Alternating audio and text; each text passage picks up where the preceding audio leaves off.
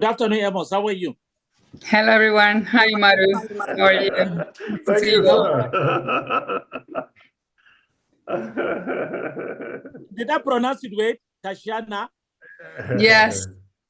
Tatiana. Yeah. Thank you. Thank you. You can call me Tati. Yes, I would do that. Yeah. Well done.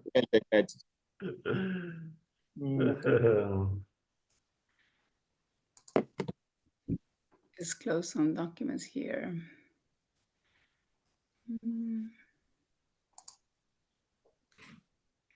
So shall I mute now, or we stay here now? It's almost 3 in 1 minute. You just tell me what will be the, I think the order. Great. Thank you. Great. So, yes. Oh, great. This is about 2 o'clock, so we'll just get started. I have very eminent humans here. Prof. Halaji Kwaranga, thank you so very much. Prof is here. I'm so happy. So I'll just, okay, that is 2 o'clock, eminence. So thank you so very much, sirs. I quite understand that we have so much to do. So based on the program, I will just take the, first is, I set this program open.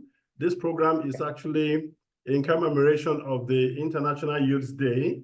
And here, Programos Software is also launching its artificial intelligence and machine learning upskilling platform that is capable of an online delivery for undergraduates across Africa. And I think by today, with the capacities that we have today, we are so confident that the project is off the ground and we'll be able to do the best that we can do today. So by the virtue of the program, I'm happy to be graced, by the president of OCAM. He has an opening message for us. I'll just play that very short message. So I could just take a message from Tatiana, and we have the keynote from Professor Amjad immediately, so that we can just get into the proper program. So permit me to just share the message from architect Pierpaolo Saporito, the president of OCAM. And perhaps maybe before then, let me just hear a word, at least good morning, Prof. Professor, Prof. Hi, how are you? Good morning. Can you hear me? Yeah, can hear you very well. Great, can hear you very well. Great, yes, great. I think in fact, right now we're just completing the house. My friend Oluche is in the house. Okay, let me just play the president's message now.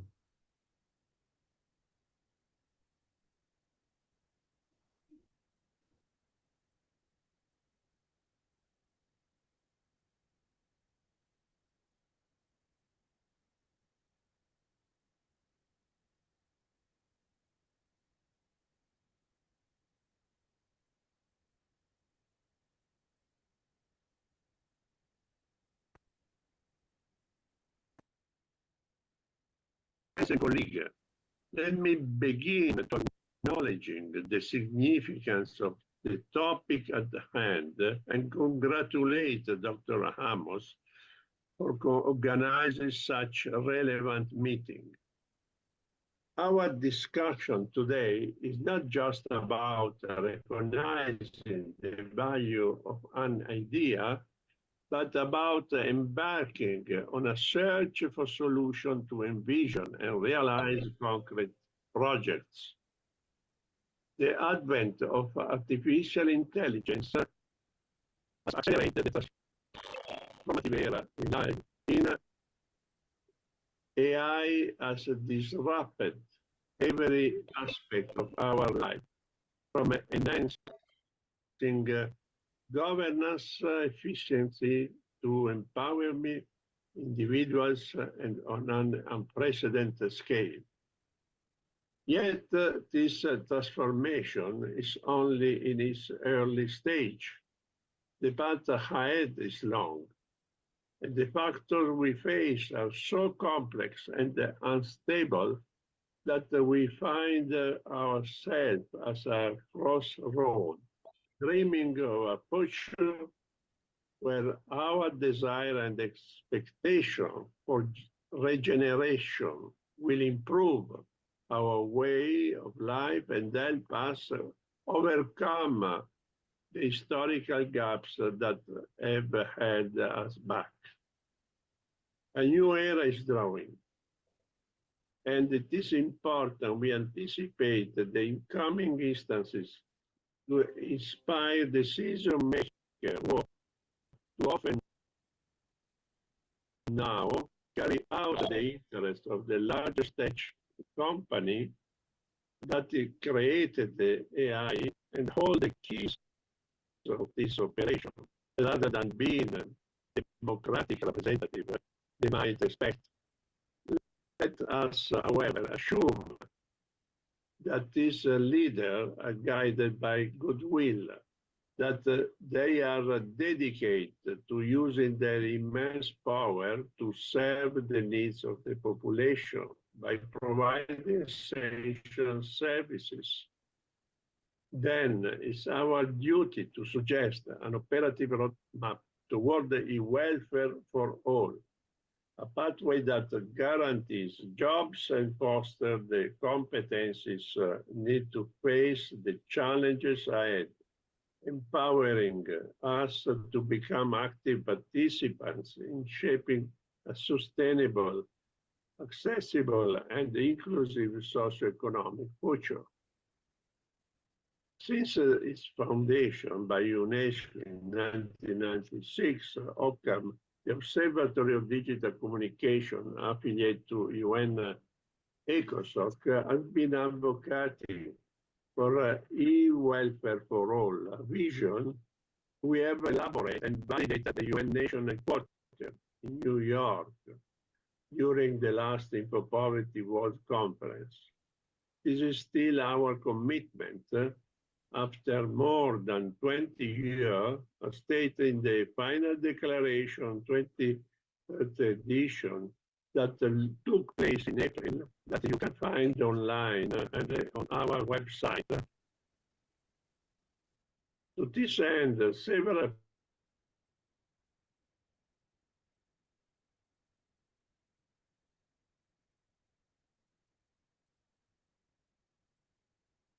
Millennium Villages and in Madagascar, providing digital technologies and e-learning and telemedicine services, or the Innovationbed project founded by the European Commission and operating in 6 sub-Saharan African countries, assuming food security through new sustainable practice and innovative ICT tools.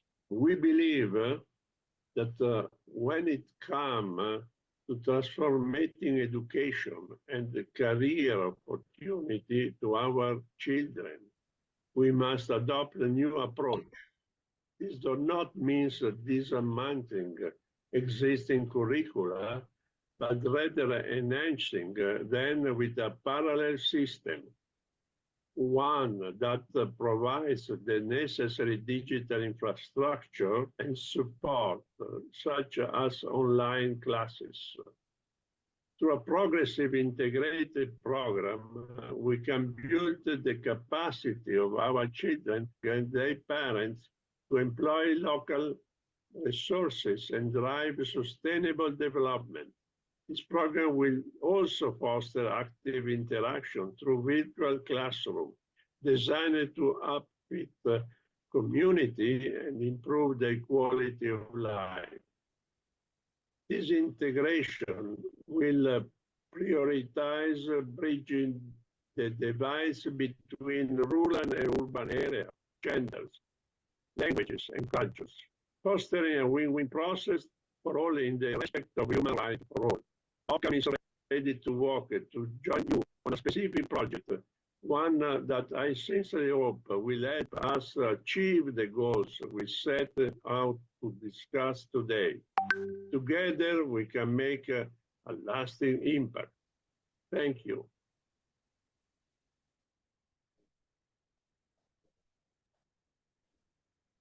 So thank you so very much, Architect Pierpaolo Sapareto, the president of OCAN. And quite on time there, I'll be taking Tatiana Caldas Latija. She's actually the president of International Women X in Business for Ethical Artificial Intelligence, and she's joining us today from Stockholm. So Tatiana, please, your floor. Hello, everyone. Thank you so much, Dr. Amos, for inviting me to do the welcoming remarks of this Innovation Bed Africa International Youth Day Conference 2024. I'm super happy to see you again. As Dr. Amos said, my name is Tatiana Caldas Lotiger. I'm an international business lawyer specialized in European law with global experience in IT law, regulatory affairs, with particular focus in the telecom industry, data privacy, security, as well as AI ethics and regulatory compliance. And because of this background is that I founded International Women X in Business for Ethical AI, which is a global think tank that is dedicated to promoting the responsible and ethical use of AI in business. And I'm here to invite all women and young girls to take part of the AI conversation in civil society. Your voice is needed, not only for STEM's careers, but because we also need female representation to ensure that AI aligns with legal, ethical, and social values of your communities. We need more women helping shape the AI policy debate in your civil societies. And it's not only for the people and the planet, but also for the future of our children. So I'm extremely happy and honored to join forces with Dr. Amos, with our think tank as well, and we'll be happy to help you guide through the essential ethical principles of AI from our perspective in Europe, maybe Latin America as well, equipping you, everyone here, to navigate the complex and ever-evolving landscape of artificial intelligence. So whether you're a business leader, think about the children, think about having an inclusive conversation, including women in the conversation.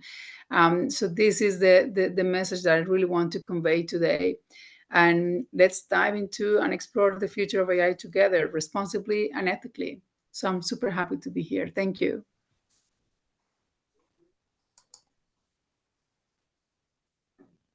I cannot hear you.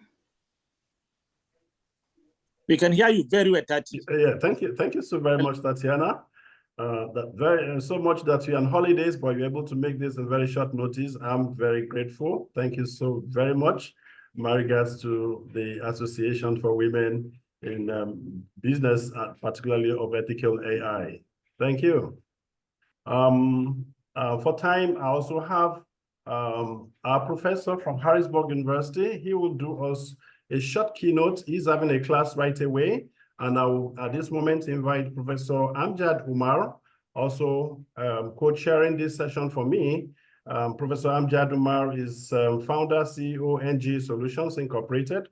He's the director and professor of Information Systems Engineering and Management program at Harrisburg University of Science and Tech in the US. He is actually the United Nations Senior Technical Advisor and Fulbright Senior Specialist on ICT. He's actually the lead for the UN Space for ICT project. And in fact, is the father and patron of the Innovationbed project that I've been running for 10 years in Nigeria as on voluntary service. So thank you so very much, Prof. You are welcome, sir. Thank you very much. Can everybody hear me okay? Very well. I'm Yes, gonna please, make my yes. thanks a lot for a very good introduction. I had forgotten that I have been doing so many different things myself, but thanks, Amos, for being such a good friend for maybe almost like 15, 20 years. Yeah. It was really nice to see Pierpaolo, my good friend from OCAM, also to give a talk. Pierpaolo, you look very good. It's really a pleasure to keep in touch with so many good friends over the last 15 to 20 years. We are on a very good journey to making progress, and especially converging the education, the different type of technology trends, and the industry trends together for the benefit of especially developing countries, least developed countries, small island developing states, and so on and so forth, because that's where they need help. There are lots of technologies being introduced at this point, and many people feel that they are here only to benefit the rich and the affluent society and the people.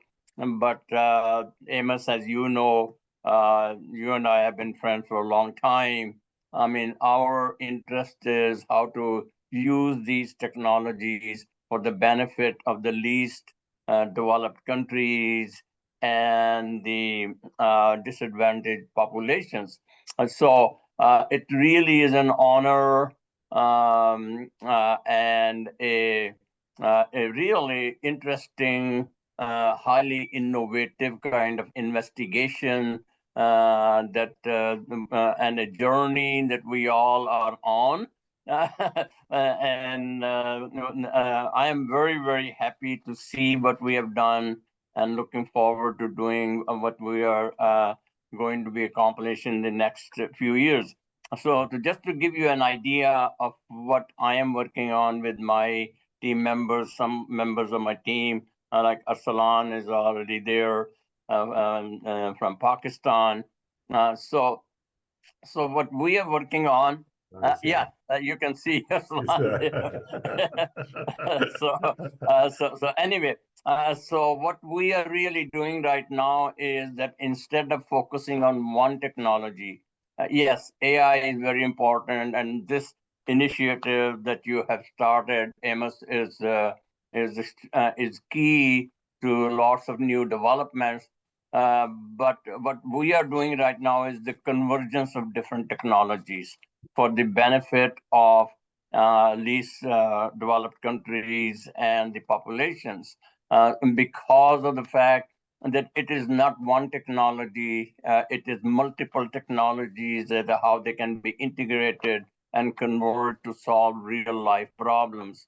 So in that area, right now, we have developed some courses, short courses. These are like 7, 8 week long courses. And the two that I am going to start teaching starting in September, late September time period. One of them is on the convergence of emerging technologies. These are all 7 or 8 technologies: artificial intelligence, blockchain, Web 3.0, metaverse, and of course IoTs and the cloud computing. So they're like family of technologies. They need to be converged, and they already are converging. But the students and the working professionals need to be aware of all these technologies and the interactions between these technologies to solve the problem. So my 8-week course is going to be focusing on just understanding at an executive level what are these technologies and how do they work with each other to solve real life problems. That's one course. The other course goes a step further and says, how can these technologies be in fact applied for digital transformations at present, transforming the society, transforming the in different industry sectors, the healthcare, transportation, the banking industries, and so on and so forth. So in the second course, we're going to take case studies and examples of how these technologies are being used, are converging, and they are being used to rapidly advance the work in all these areas that can benefit the society. So those are the 2 major courses that I'm working on right now, and I will give you more information about it.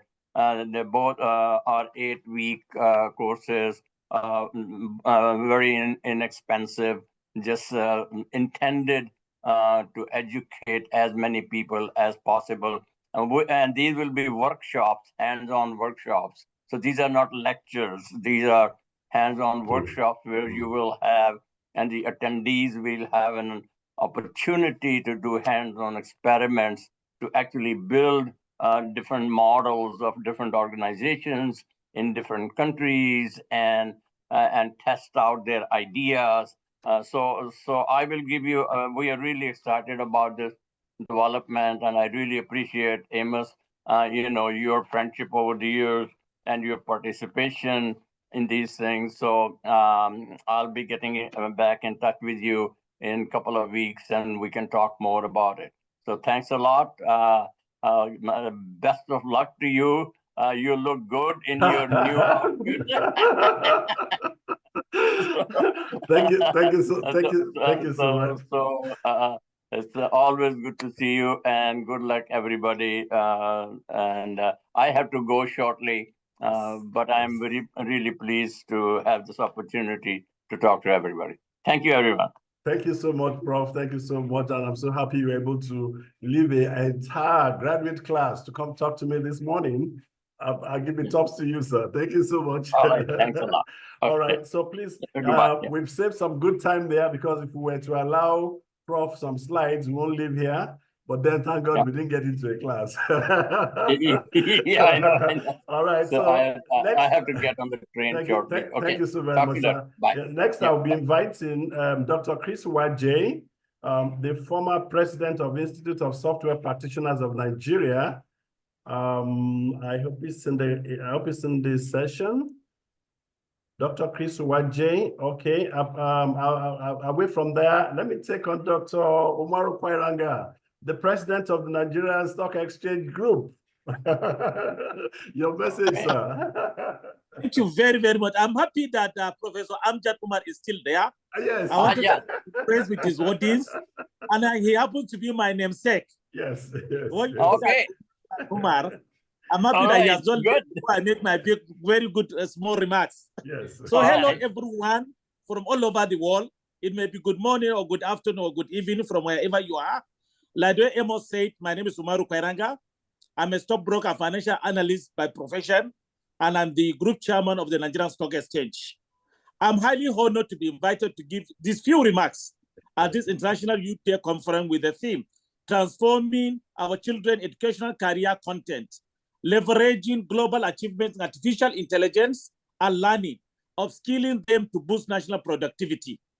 I'm not a tech guru that like my very good friend Amos and many of the speakers today, but I would like to speak from the perspective of a parent, a player in the market, and as the chairman of the Nigerian Stock Exchange, and a concerned Nigerian.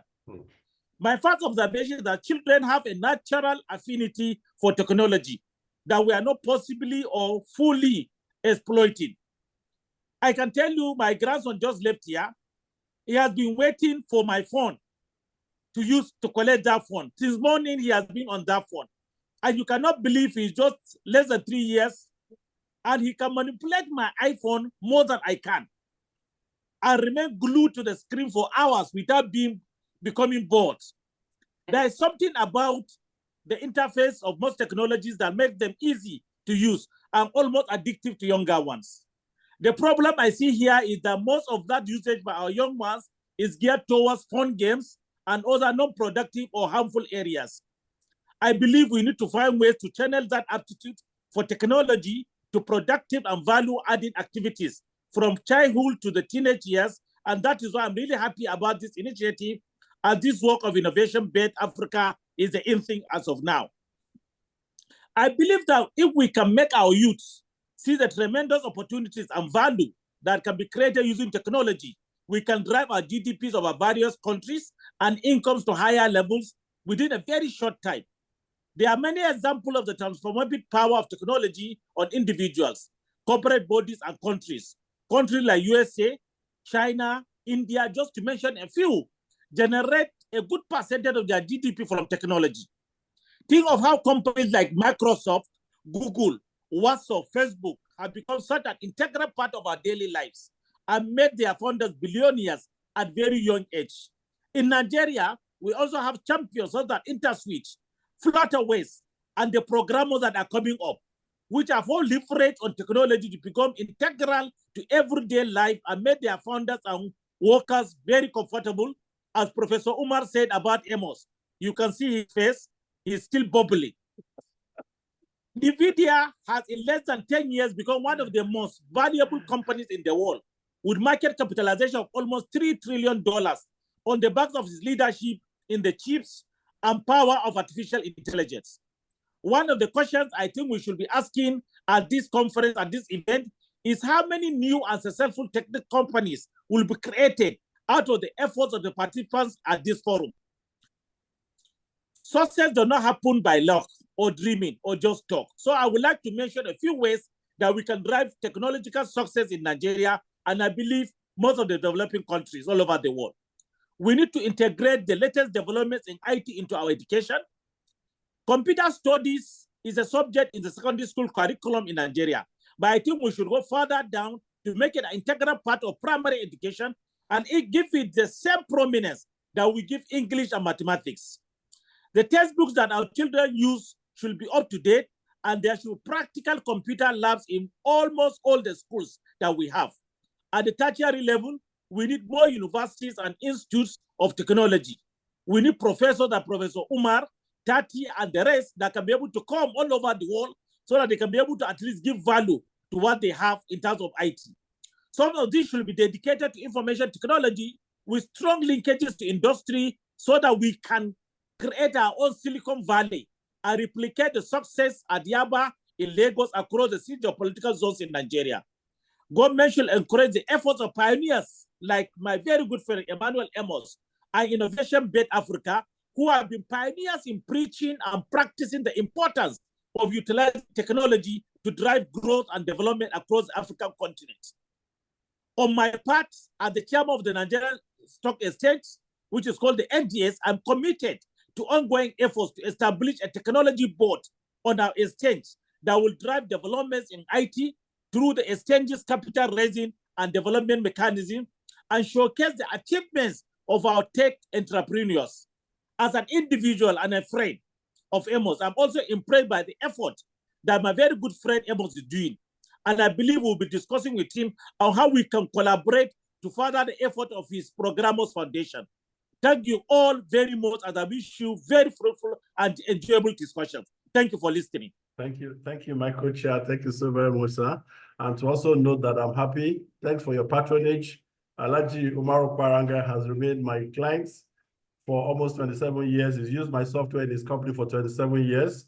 So definitely. I'm honored. Thank you so very much. And no regret. We are always proud to be associated with Amos. Thank you so very much, sir. I appreciate it. So thank you so very much, everyone. We proceed. We've got some good time with us. I called on Dr. Chris Wajid the last time. If you're around, sir. Otherwise, next I get on to Dr. Mrs. Wumi Azan, another passionate, how do I call it? Another passionate Amazon of the Nigerian IT industry. In fact, she's the mother of IT, of the IT sector. Thank you so very much, madam. Your comments, ma'am. Thank you, sir. Congratulations on this.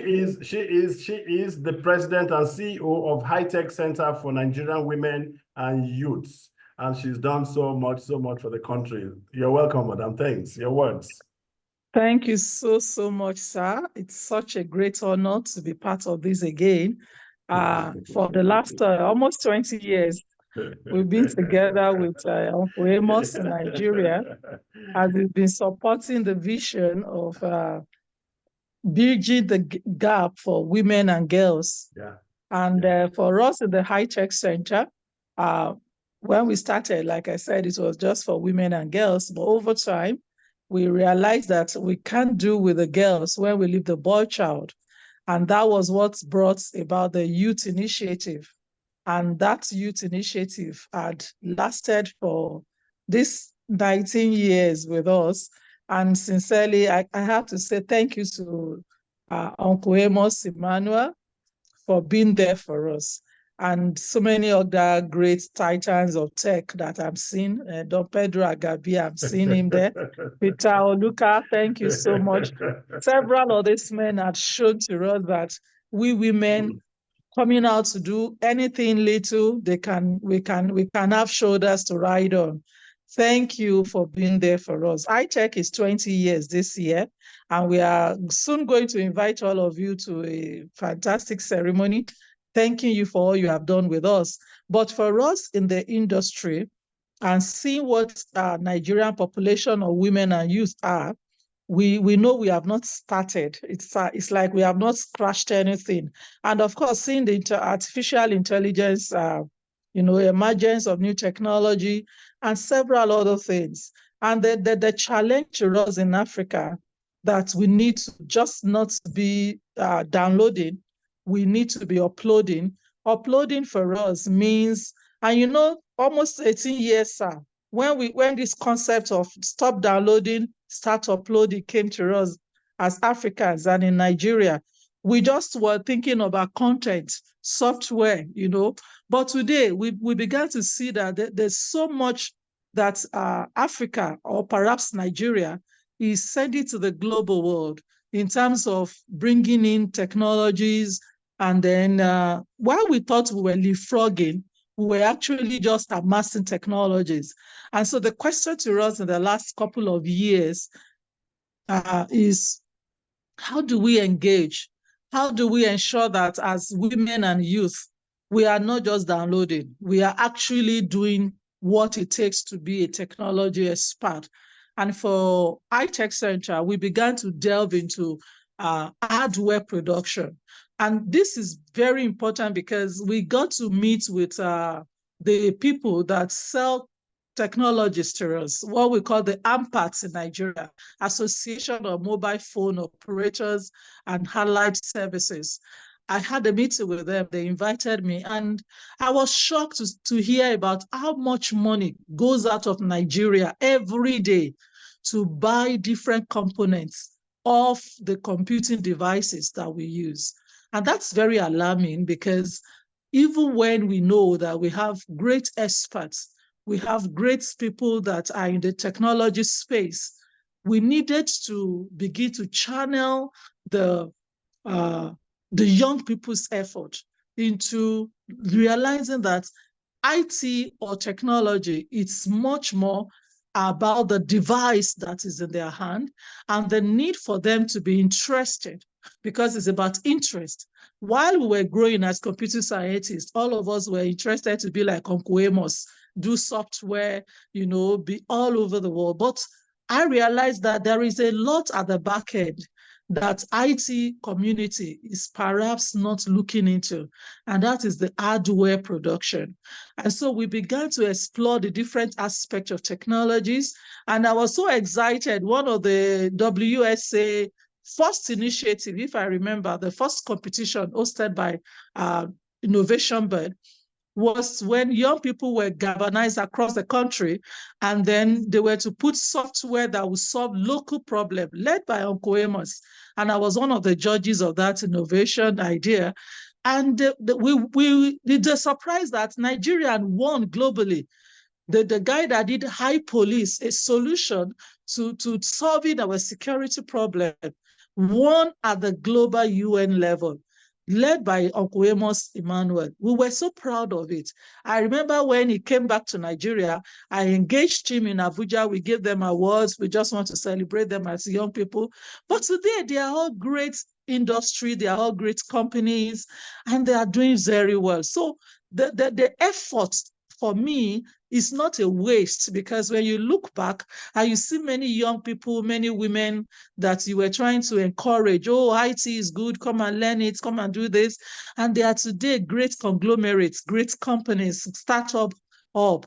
Uncle Amos, I want to say thank you for being there to push that out. And we are so encouraged that we are part of that, success story. And today, what we are seeing with artificial intelligence, as a matter of fact, as I was listening to Talana speaking, I went to let her know that in Nigeria, we are not leaving out this opportunity for our women. As a matter of fact, our Women's Tech Week for this year, holding in November, is looking at how Nigerian women can harness this technology artificial intelligence and use it for national development. We actually teamed it, Nigerian women, in an artificial intelligence, AI-driven tech economy. This is very important because quite a lot of, like the last speaker said, the children, they can pick your device, they can do things, but we need to let them harness their mind to development. We need to see women who can actually proffer solution to the local problems and across the Africa continent. And this is what we are hoping to do by the grace of God by the end of this year, come November. But before then, we have so many initiatives that has gone to girls, that has gone to women and the youth. Today, when I look at young children producing solar panels through our products, because, you know, as scientists, again, even as IT people, we realize that we are neglecting a few parts of what makes us scientists and engineers.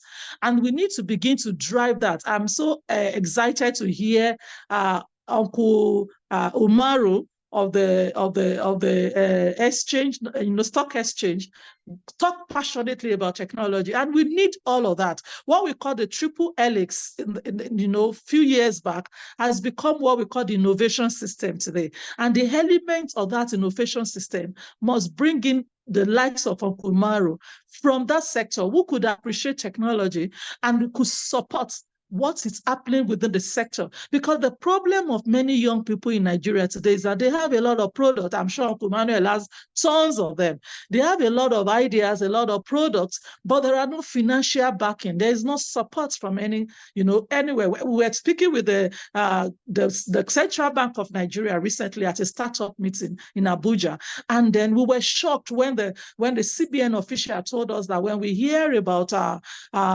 innovation fund, it is not looking at what we are looking at. They are not talking about hardware. They are not talking about software production. And Emmanuel can tell you that over the last how many years he's been in software industry. If he doesn't have a partner like you, sir, it will be a futile effort. And for him at that level, compared to many young Nigerians who are coming out as graduates, who are developing software, who are trying to project a little hardware. Recently, we had an hackathon, and we had schools to produce some technologies to solve a local problem. Shockingly, so many secondary schools that came in for the hackathon, sir, they have several technologies to bridge water system, to solve security problem, even the road transport, network, all the holdups that we see. And we were like, who is going to take this over with us? Who is going to fund this for these children? Who will give these children the hope that whatever idea they have can move to the next level? I want to believe with this that foundation that Uncle Amos has started again, looking at AI driving this, ideas, we can begin to help Nigerian youth and children. Sir and Ma, with my experience in the last 20 years, I can tell you there are quite a lot of ideas from the children. Give them an opportunity now. Don't talk to them. These days, we don't bring big men like us. We just tell them, talk to us. What do you want to say? What do you have an idea? And you will be shocked at the ideas that's coming from them. But we must harness it. We must ensure that we are there like big brothers, big fathers and mothers for them to be able to take it from that idea level. Even some of them that are gone to prototypes, can we begin to see commercialization? Yeah, can we begin to see uptakers? Can we begin to see companies that will be interested in these ideas? And we say, okay, if just this morning, Mrs. Odushote, who is one of the titans of tech in Nigeria too, sent me a young boy, who is doing something in technology, and said, Wumi, what do you do with this person? And that's a lot of what is on our desk. And we know that with somebody like Uncle Amos, who God has given this idea to again, he will be able to carry all of us along. To when we throw it to your desk, Uncle Amos, I know you will throw it out there. So we are excited that this is happening. This foundation is going to thrive. We are ready to work with every partner. And we can say to you, Nigeria, 200 or more people is not a joke. That's what people don't realize. And wherever you get to in Nigeria, it's like you have not started. And you can think about the northern environment, think about so many of the eastern people who are everyday business-minded, coming up with great innovations. We just need to do a lot. And I'm happy that the media people are here with us. Please, these are the news that we need to bring together. We need to channel them. There are a lot of great Nigerians who are interested, but when they don't know what to do, in supporting, they can't do it. And we need the media to do that with us. Thank you so much, Uncle Amos. I am always excited to talk to anything that you do. And we are very thankful that all our international partners are here supporting this initiative. And we look forward to engaging more with all of you. Thank you so much. Very, very Having grateful. a Very, good very time. grateful, Dr. Omiazan. Thank you so very much there. Everybody has done so well, quite frankly. One of my fathers, Dr. Chris Waje, just reached out to me. He's having challenge logging in. Dr. Chris Waje, are you in? Okay. While he's not there yet, I also expected on the co-chair too, Dr. Olufemi Adeluyi, the current coordinator for National Talent Export Program for Nigeria. He was, before now, the PA to the former Minister for Digital Economy, Professor Issa Pantami. If Dr. Adeluyi is in the house, otherwise, I'll move to my friend, also on the co-chair from, his name is Jose Almeida. He's a data consultant and advisor. When I say data consultant and advisor, he's joining us from Portugal. Thank you, your floor, sir. Okay, thank you, Amos. It's well, great pleasure to be here. Well, with what I see, it's a very impactful group of leaders, educators, and some visionaries. So it's a great honor to be here. So thank you for your invite for this. I hope I can bring some value to the table and to the further discussions.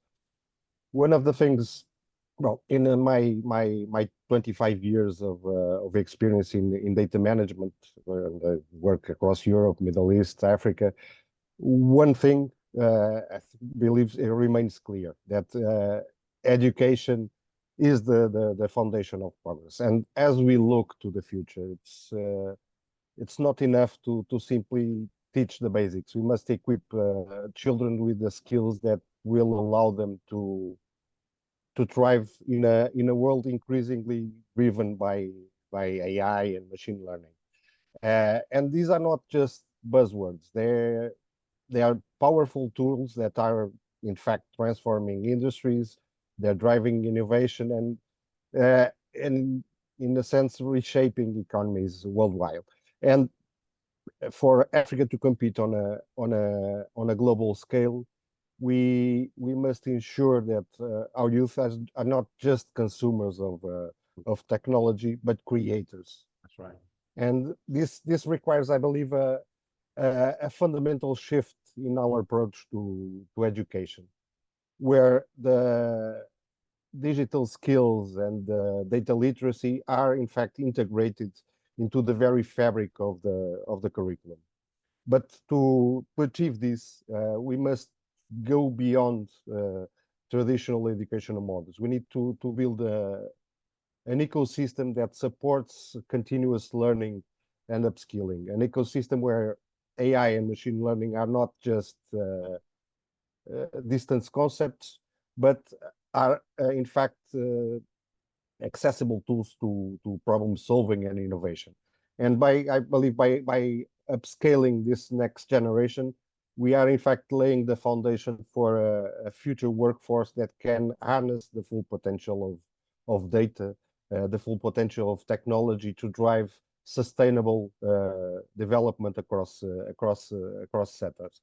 And to the students, to the graduates, to the young professionals that we have here today, it's important for you to know that your role in this transformation is critical, because you are the future of Africa's workforce, and the opportunities before you are in fact limitless. The tools are there. It's AI, it's machine learning, it's all the data-driven decision making, and you should use them not only to shape your careers, but also to contribute meaningfully to the development of your communities.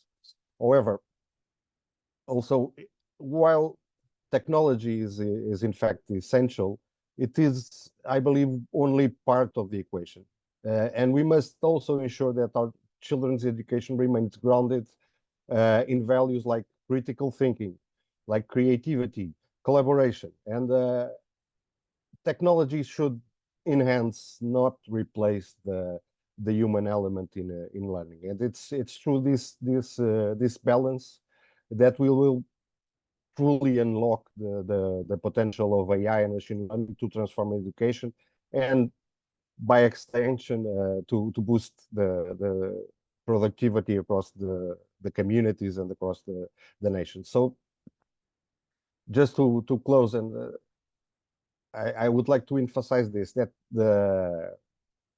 the future of Africa's growth lies in the hands of its youth, and it's by transforming the way that we educate them, and by integrating these new technologies and techniques into their learning journeys. We are not only preparing them for the challenges that ahead of them, but also empowering them to lead their communities and their nations together for greater prosperity.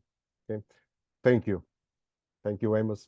Thank you so very much. Thank you so very much, Hamidas. Thank you so very much. And I'm so happy. I'm imagining what time it is there, but then it's the same time there. Oh, it's, great! I'm so grateful. Yeah. Oh, great! So grateful. That's 2:45. That's okay. Yeah, Merci.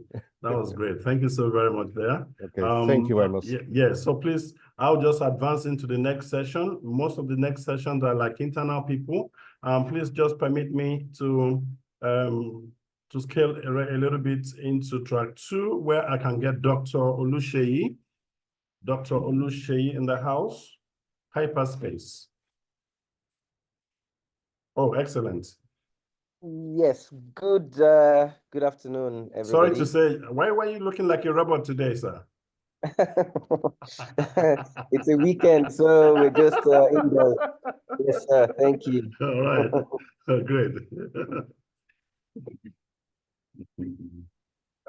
Okay, thank you very much. Thank you for having me. Thank you, Dr. Amos. I've been following your work for donkey years. In fact, one of our role models in our company, local people that are doing great, and you're one of them that we follow. So thank you for having me here. And as you know, I've been championing the course of AI technology in Nigeria, because we think that this is an opportunity for Africans.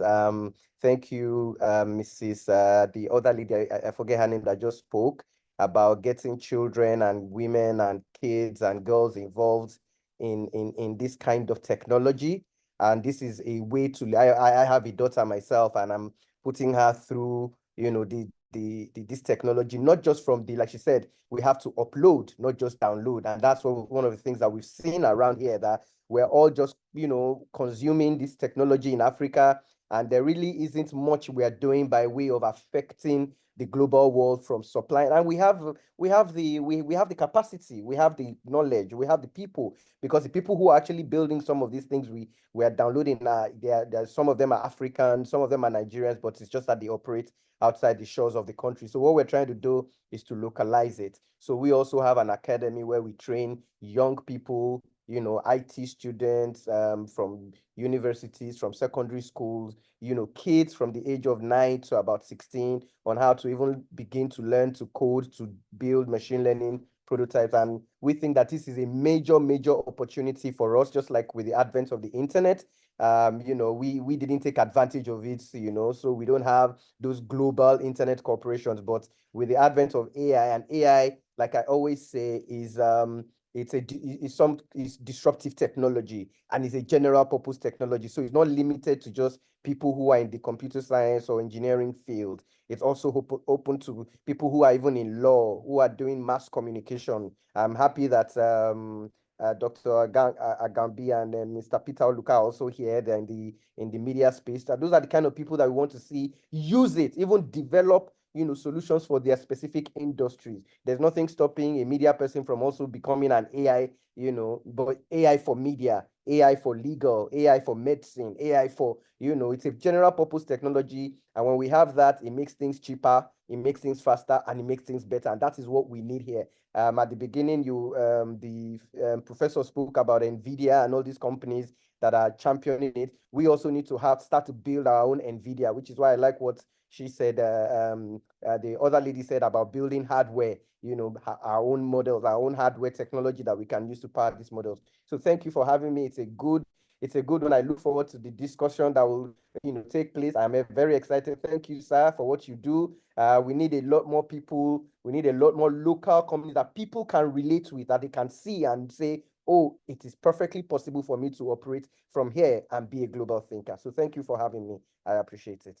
Thank you so very much, Hyperspace there. Thank you so very much.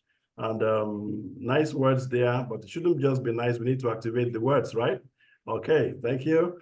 Right, in the community here, because Innovation-Bed is an ecosystem, I'm aware of the presence of the media. These media people are top-notch. They are mainstream in the country here, particularly from Nigeria.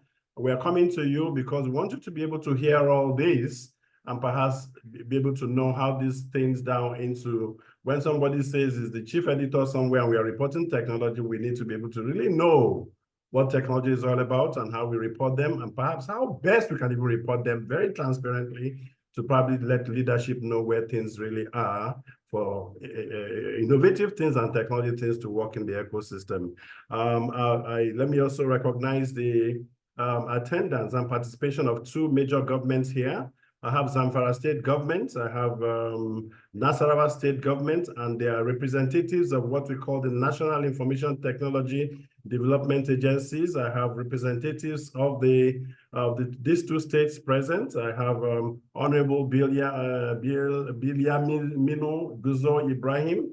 I'm sure he will be there to perhaps do more introduction of the core executive secretary of ZIDA in Zamfara. And of course, I also have Honorable Sonny, Aruna Sonny, who of course at this moment is also in another session with the executive governors and Zamfara State. He won't be able to speak, but then as you can see his comment in the chat. Please let me just take a little comment from Biliamino Guzo from Zamfara State and the PA to the executive secretary to ZIDA.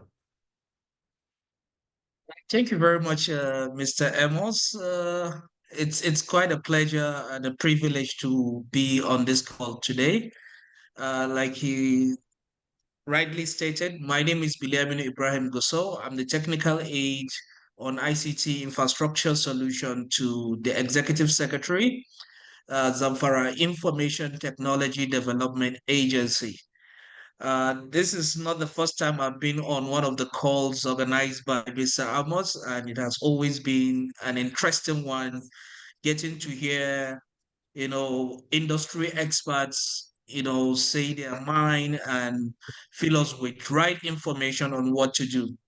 All right, I will start on the existing protocol and just say what we are doing here in Zamfara State.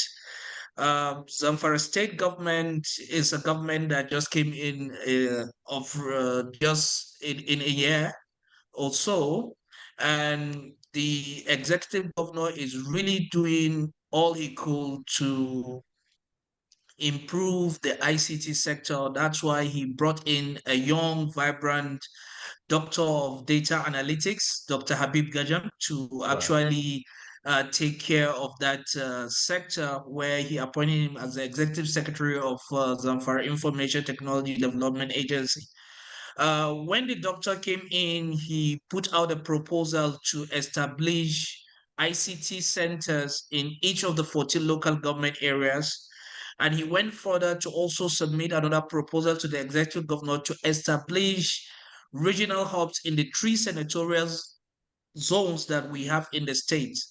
And in a nutshell, he also submitted another proposal to introduce an institution of informatics in the state capital, Zamfara State. And I'm here to tell you that the executive governor has already approved the establishment of ICT centers in each of the local government secretariats in the state. And he has also approved to have 3 regional hubs where these ICT centers from the local governments will be linking up to. Just 2 days back, we had a meeting with 2 different companies. One is going to introduce fiber optics in the state in order to bring about connectivity, because whatever you want to do in ICT, if there's no connectivity, there's no way you can actually go anywhere.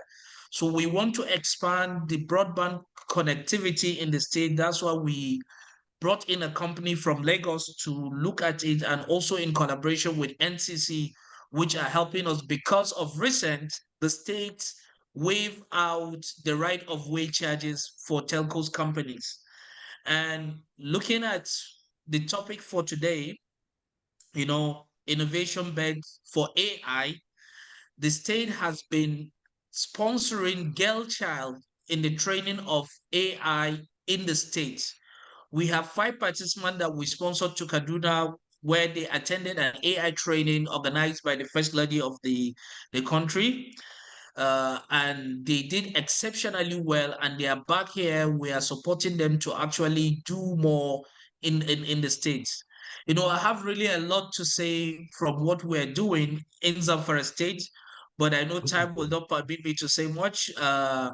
I just wanted to let you know that we are here to partner with Innovationbed for AI whenever the need arises, and we'll do our possible best to actually bring about this technology in our dear states. Thank you very much for the time given, and I would like to sign up for now. Thank you very much. Thank you, and good messages.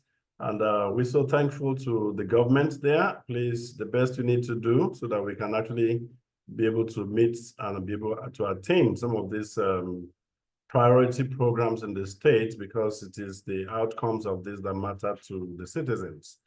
Thank you so very much once again. Before I come to my next friend, Aslan Dawood is joining me. Are you joining me from Pakistan or New Zealand? Hello, I'm in Pakistan at the moment. At the moment, excellent. Yep. Please, Yep. just permit me to just take a media rep. That's because this media is they are to underwrite our statements in here for the world. Permit me to just invite Dr. Don Pedro over his comments. How does he see all of this? Dr. Don Pedro is actually the Tech TV, how do I put it, CEO, but they don't call themselves CEOs. There are better words. You can help me with that. But I have had several awards through this man. He's the organizer of Titans of Tech Awards. And I can know in the last generation of like 20 years, I've been multiple award winning on that platform. So thank you so much, Dr. Don Pedro Agabi. You can unmute your floor, sir. Unmute, sir, unmute.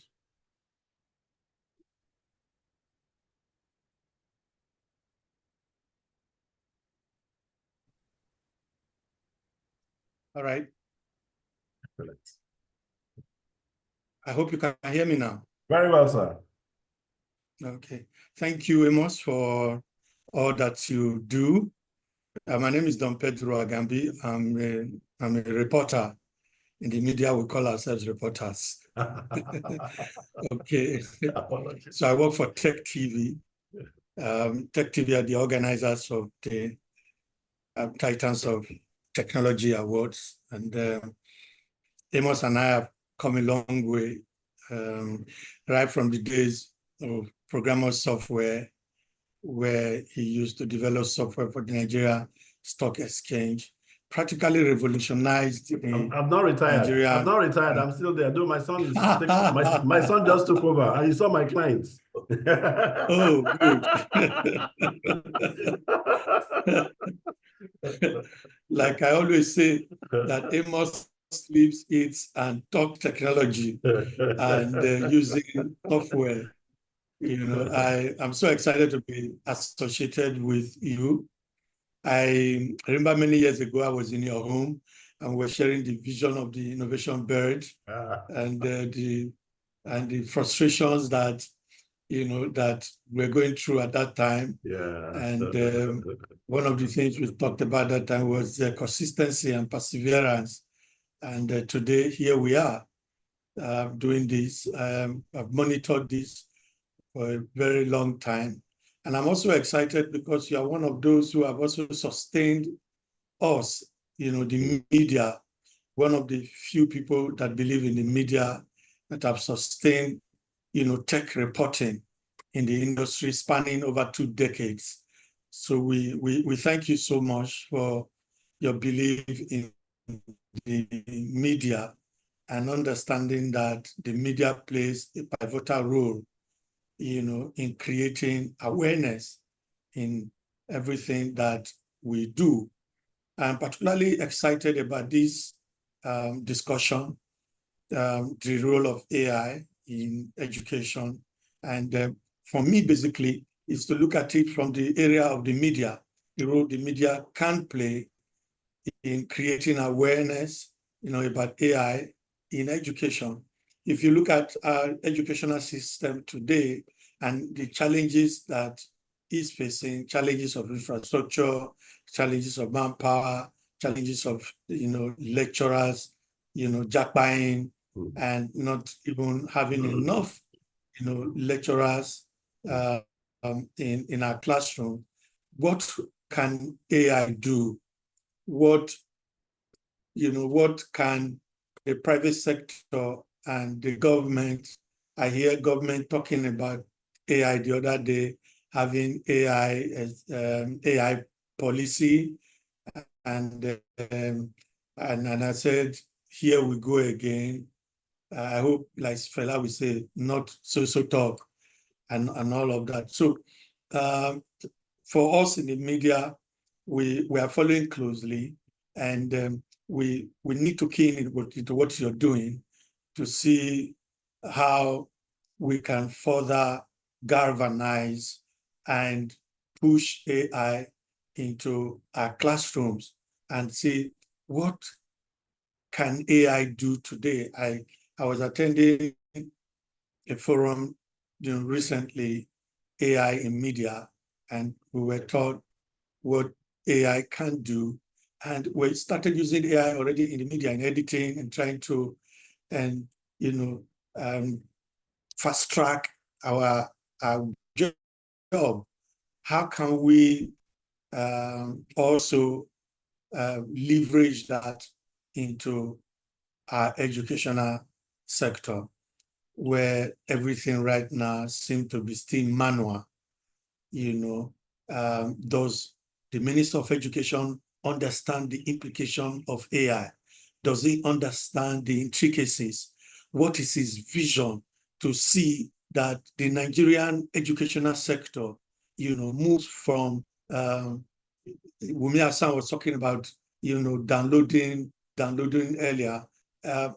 What is his vision for that sector? Does he have a policy plan for the Nigerian yesterday we were told that the lecturers are preparing to go on strike again. All of this boils down to the fact that the government is still paying lip service to technology. The various agencies, in my view, still playing lip service. They need to come on board, to see we need to have AI policies in our educational sector. And this is what we'll be pushing in the next, couple of days, and that's why I'm so excited, Amos, by this subject, because it has helped to open, new vistas, for us. And my colleague and I were speaking just before I came online, and we were talking about the need for us right now to begin to influence policies, influence government, because whether we like it or not, we appear to be still 10 years behind in our educational sector. So I'll pause there for now, and I believe that there's so much to say about this subject. I'm kind of passionate about it already, and to see that, Zamfara is here. I heard about my good friend earlier, Sani Haruna, Sani in Nasarawa. We need to know what the various states are doing. What policy do they have for education? I'm excited about what Kaduna is doing. Kaduna trying to, use AI in education, translated to indigenous, local content, is brilliant. But we need to see the face behind that. Is this just a paper or theory kind of thing? How practicable it is? These are some of the things that running through my mind. So, Amos, I thank you so much. Thank you for all you do. Like I said earlier, we are family already in this. Who knows, many years ago, we didn't give up on this vision when even the government didn't even believe in this vision, but we kept on, and here we are today. Congratulations, Amos. Thank you so very much, Dr. Don Pedro Agabi. That was very powerful there. And of course, as journalists, I know you'll be as inquisitive as you have expressed, which is not a bad idea at all. And thank you. Please, let me just take my friend Aslan Dawood. Aslan Dawood is actually, we've come a long way. He's on the faculty of Innovationbed Africa. The contents on the Academy for AI in Africa here. So he will just also chip in his words. I'm sure he works directly with some smart city developments that they are currently implementing across certain small cities and small islands around the globe. And some of these contents are part of what we're going to put on the platform for Nigerians and particularly Africans to benefit from. Aslan, your floor, please. Thank you very much, Amos, for inviting me into this conference, and so good to see everyone here. And Amos, I do want to congratulate you for launching this Innovation AI Academy. And I just want to, give us a sentence that we are all here to support you in this particular initiative. And really, let's work together and make this initiative a successful one. So as per my introduction, as just Amos said, I'm also a digital marketing specialist. I work in New Zealand and in Pakistan, and served a lot of industry sectors: financial industry, taxation industry, education industry, retail, and tourism. And since today we are talking about the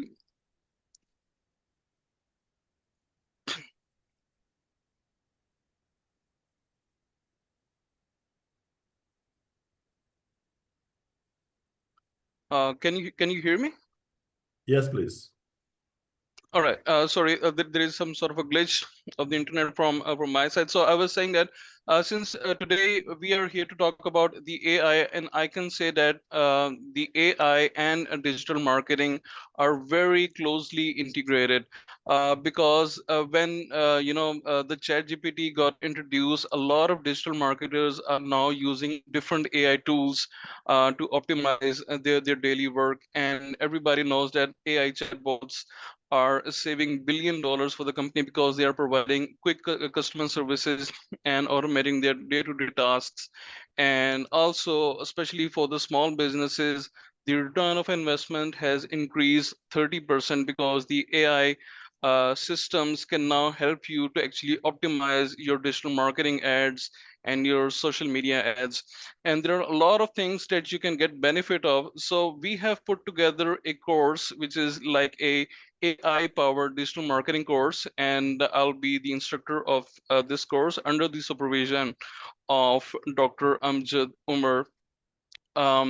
And that allow the students to get the hands-on experience on digital marketing tools so that they can get training and provide services to the company. So this is all I have to say for today. And again, Amos, congratulations for this initiative. I wish you all the best, and thank you very much.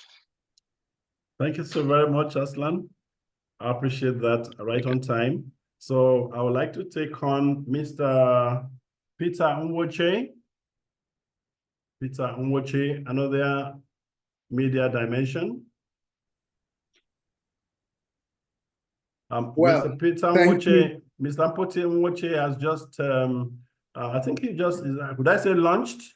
When you launch, when you launch a radio, is that launching too? Yeah, in Delta State, the media around the entire Delta State, and you're trying to say I can troubleshoot the entire technology around there and the world. Thank you so much. You're welcome, sir. Thank you so very much. I want to say a big thank you. It's really an honor and a rare privilege to be on a platform. And I want to say a big thank you. May God bless you for all your effort, all that you have been doing.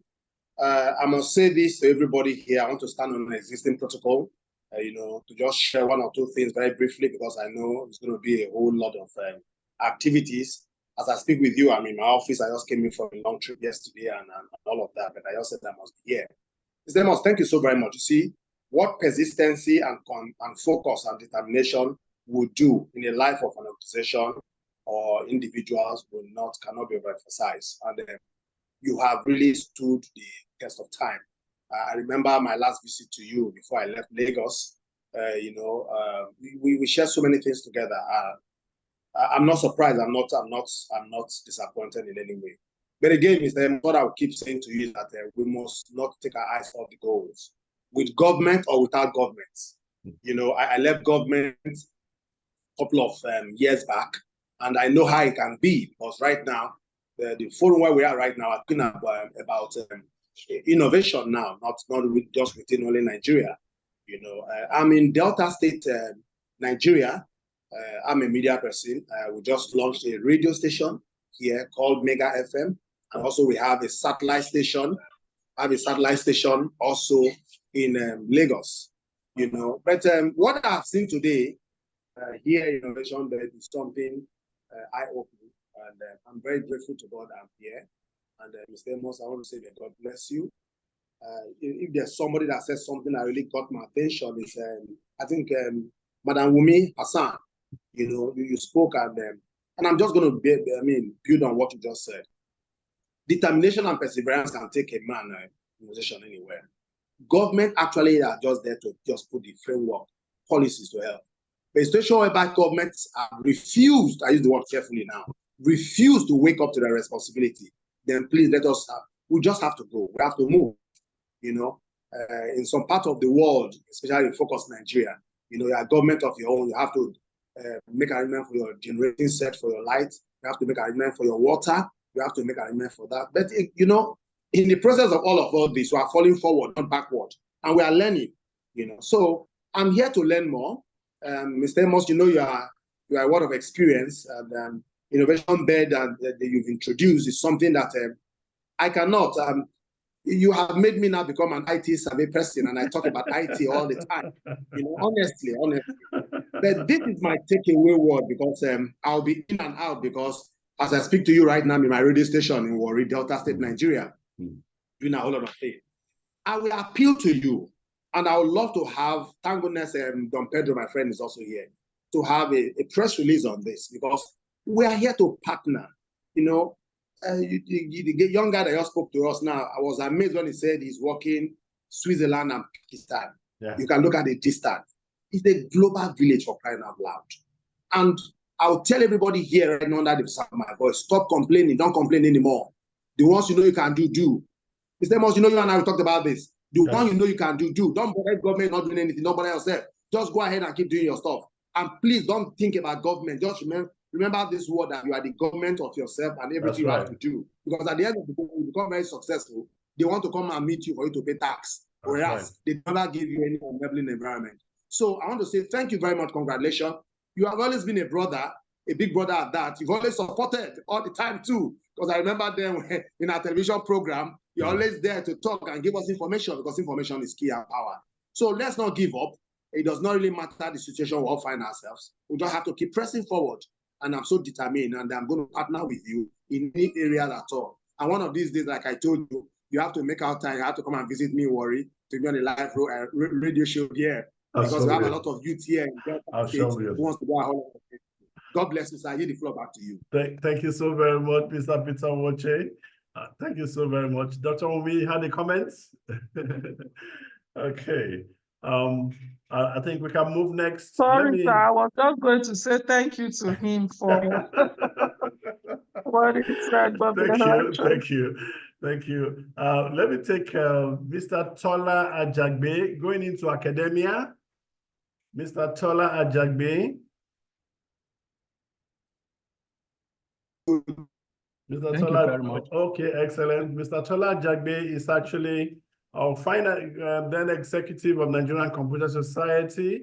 But I think from the academia, we've been able to root him here to perhaps to share with us what he thinks, what he feels. How could institutions behave? How would they behave in collaborating with the concepts of the Innovation-Bed Academy AI by way of collaboration that an entire university can actually outsource the education of artificial intelligence for all the career and the various courses of discipline for this education and upskilling to be impacted. And this does not change your current curriculum or whatever, in whatever form. Could you speak to this level of collaboration, sir? Thank you very much. Let me commend you and appreciate bringing me to this forum. Firstly, I just have to stand on the existing protocol. I want to appreciate my leaders here, Dr. Umi Azan, our oracle. Maybe he's unable to join us, Dr. Ajay, and most of others. Our CEO that said we should not complain again. I don't know how we not complain when I provide everything for myself. When I have to dip my borehole and do everything, well, I will not complain. I've taken the advice anyway. Let me start by saying that Uncle Amos, we met when we were together in a conference in NCS, Nigeria Computer Society conference. I happened to be a local LOC chairman in Abeokuta that year. And the organizer, the president, and the chairman of that conference discussed with Uncle Amos to come and ginger the youth, at least bring in the innovation and talk to the youth and organize something for them. And since I was part of the organizers, as a local, as a LOC, I have to be part of that committee. And that's why I started learning from Uncle Amos. Thank you very much. Thank you, sir. I appreciate your leadership then. And bringing me here, I think maybe Uncle Amos knows that I've left the academic platform because I have to at least share my perspective about what is happening at this end. Bring maybe my experience as well in the industry. Just to put all this together in order to at least come out with something. Dr. Umi Azan has helped me a lot to discuss a lot of things so that I will not take much of your time again. So, starting from the topic given to me, leveraging industry AI's key cells, at least looking from a perspective as academia here. Okay, I will go in the area of how academia can drive AI skill development in industry. So I'll be able to at least say something to that. The AI industry. AI in the industry, you can see that the way we use AI in the industry, I don't need to start telling you what they use AI for in the industry. All the people here, they are professionals and they know much. They know much. We can see in the manufacturing sector what they use AI for, and the robots, what the robots can do, and some others like that. So in the academic, we know that what we do in the AI is driving everything now. Like in those days, when we normally develop software, we don't think about AI that time. But now, everything that you have to develop, you must bring the element of AI if you want to be relevant. Otherwise, just forget about it. So we need to bring this together. At least from there, we'll be able to come out with something. The important thing that I want also to take home from here today, from our whole end here, is the collaboration between the industry and the academia. It's very important. Other than outside this country, for our friends in the academic, in other places, we see them on the board of so many companies. See them giving out their researches to people, at least to work on something. I don't know, maybe I can clear my slides, but don't worry, there's no doubt because of our time. But I think I can still go ahead with my. So the current state of AI in the industry, we should know it. We should know the level that we have now. those making use of machine learning to do things like in the area of the stock exchange. Now you want to predict something, is AI that you can at least through the intelligence you can predict that something will happen or whatever. Like weather forecast, everything that we normally do, you can see that building intelligence to the system has helped us a lot in at least doing this for our industry, for various things that we are doing in the industry.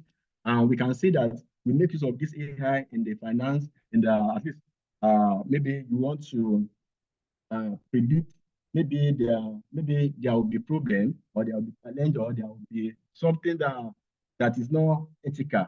In particular area, I'm talking of cybersecurity now in finance. You'll be able to use your AI at least to detect this. And the area of healthcare, you can see that AI over, you can use AI to at least scan something instead of, there are some diseases and some viruses that at least can be very critical, and they can be very fatal, and that the healthcare people we need to deal with. Using AI to at least building, like Dr. Umi Azan will say about the hardware. Using AI, using hardware, developing AI into the hardware, building intelligence to this hardware, and making use of them to take care of this thing, at least we save more life. So those are the things that happen in the industry right away. Now, the current state in the academia, what we do, we have several areas that in academic, that in computer science, we have fashioned out. Like the area of computer vision, the robotic, the AI ethics, all these are key areas that people are doing. You can see a lot of researchers doing a lot of things in this area, but there's a problem. What is the problem? The problem is the connectivity, that is connection of all these researches with the industry. Definitely, when you have a very fantastic output, using it, apply it to a particular problem that we are facing now. So we have a lot, like Dr. Umi Azan will say the other time, that you see the young guys that they've done a lot, but where are they using it? Who is applying it? What are we using it for? Oh, those are the things that at least we need to think about now. The area I knew, and I'm very sure in the ability of Uncle Amos, that it's very possible to connect these things together. Whatever the research that we have done, the output, we can apply it to the industry, and at least we have better productivity in this country. So all these things, we need an enabler like you, like the media people that are here, at least to let us do the things the way it's supposed to be, so that we have abundant productivity in this country. I will talk about the T cells, like what you mentioned. If you look at it, we have incorporated the skills that people need to know. You will see, if you see somebody around that maybe that person doesn't have what to do, we advise the youth, go and learn data analytics. When we mention that, definitely we are talking of AI, because you use that to predict. And we have a lot of programs in town that people are doing like that. And what are we talking about? We are talking of using algorithm, using analyze data, using programming skill, like learn Python, learn hard language, and some others like that. And apart from that, our youth, they should also know about some of these soft skills. Soft skills like problem solving, like teamwork, communication, that those are the things that we are equipping them with. Gone are the days where they will claim that you are brilliant, but you cannot speak, or you cannot communicate your results. You have developed a fantastic solution, but to communicate it becomes problem. So all these things, soft skills, we must incorporate it, and we are doing that. We know that number of universities that have put in this. And I had one to hit, entrepreneurial skill. In Lagos State University currently, we have just introduced a course, we call it Entrepreneur 1000. That's the course code, ENT 1000.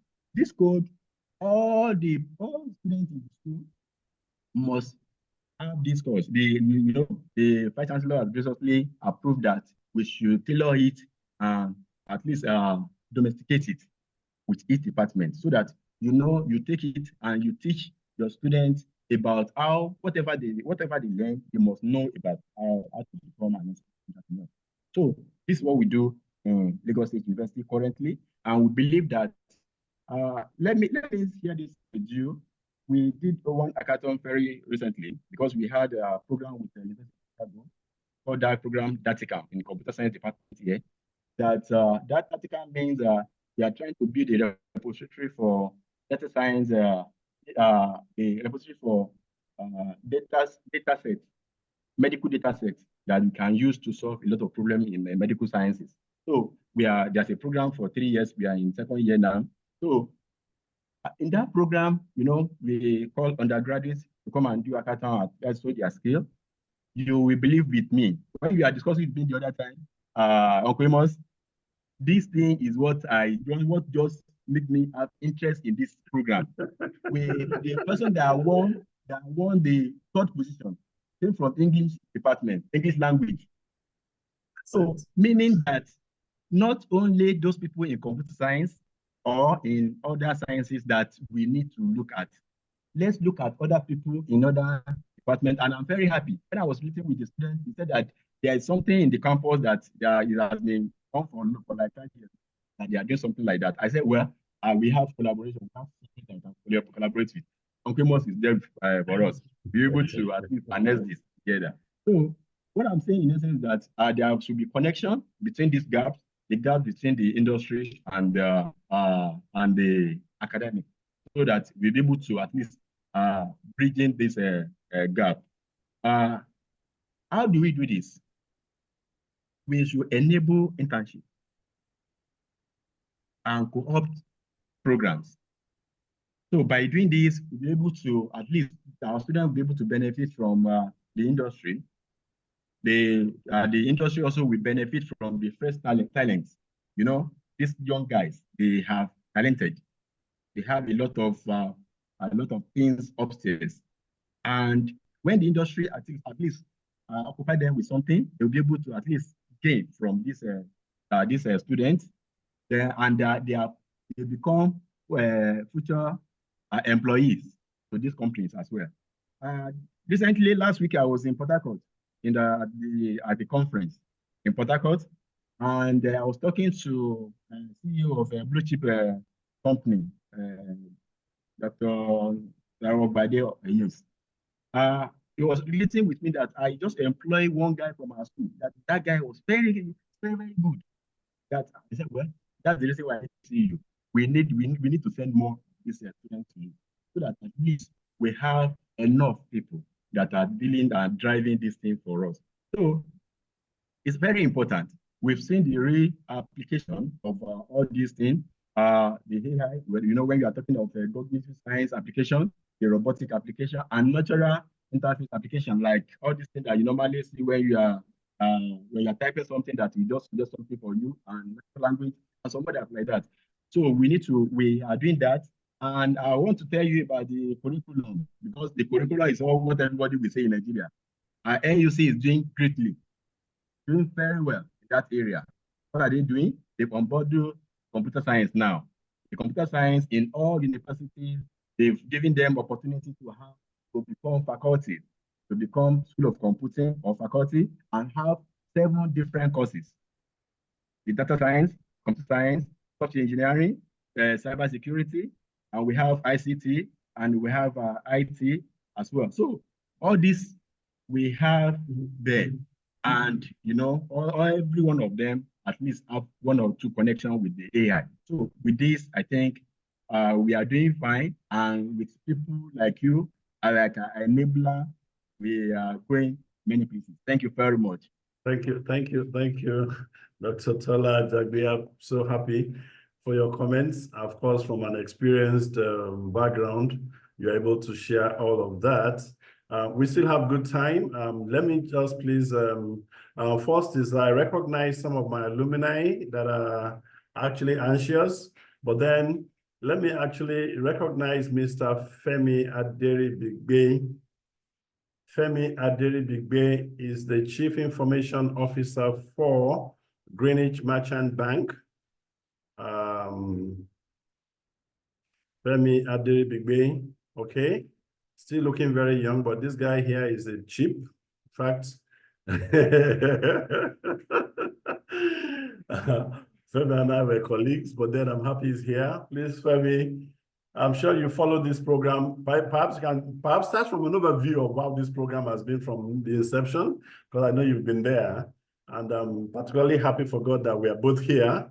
And for all we do, we're also grateful. So Femi Aderibigbe, unmute yourself, your floor.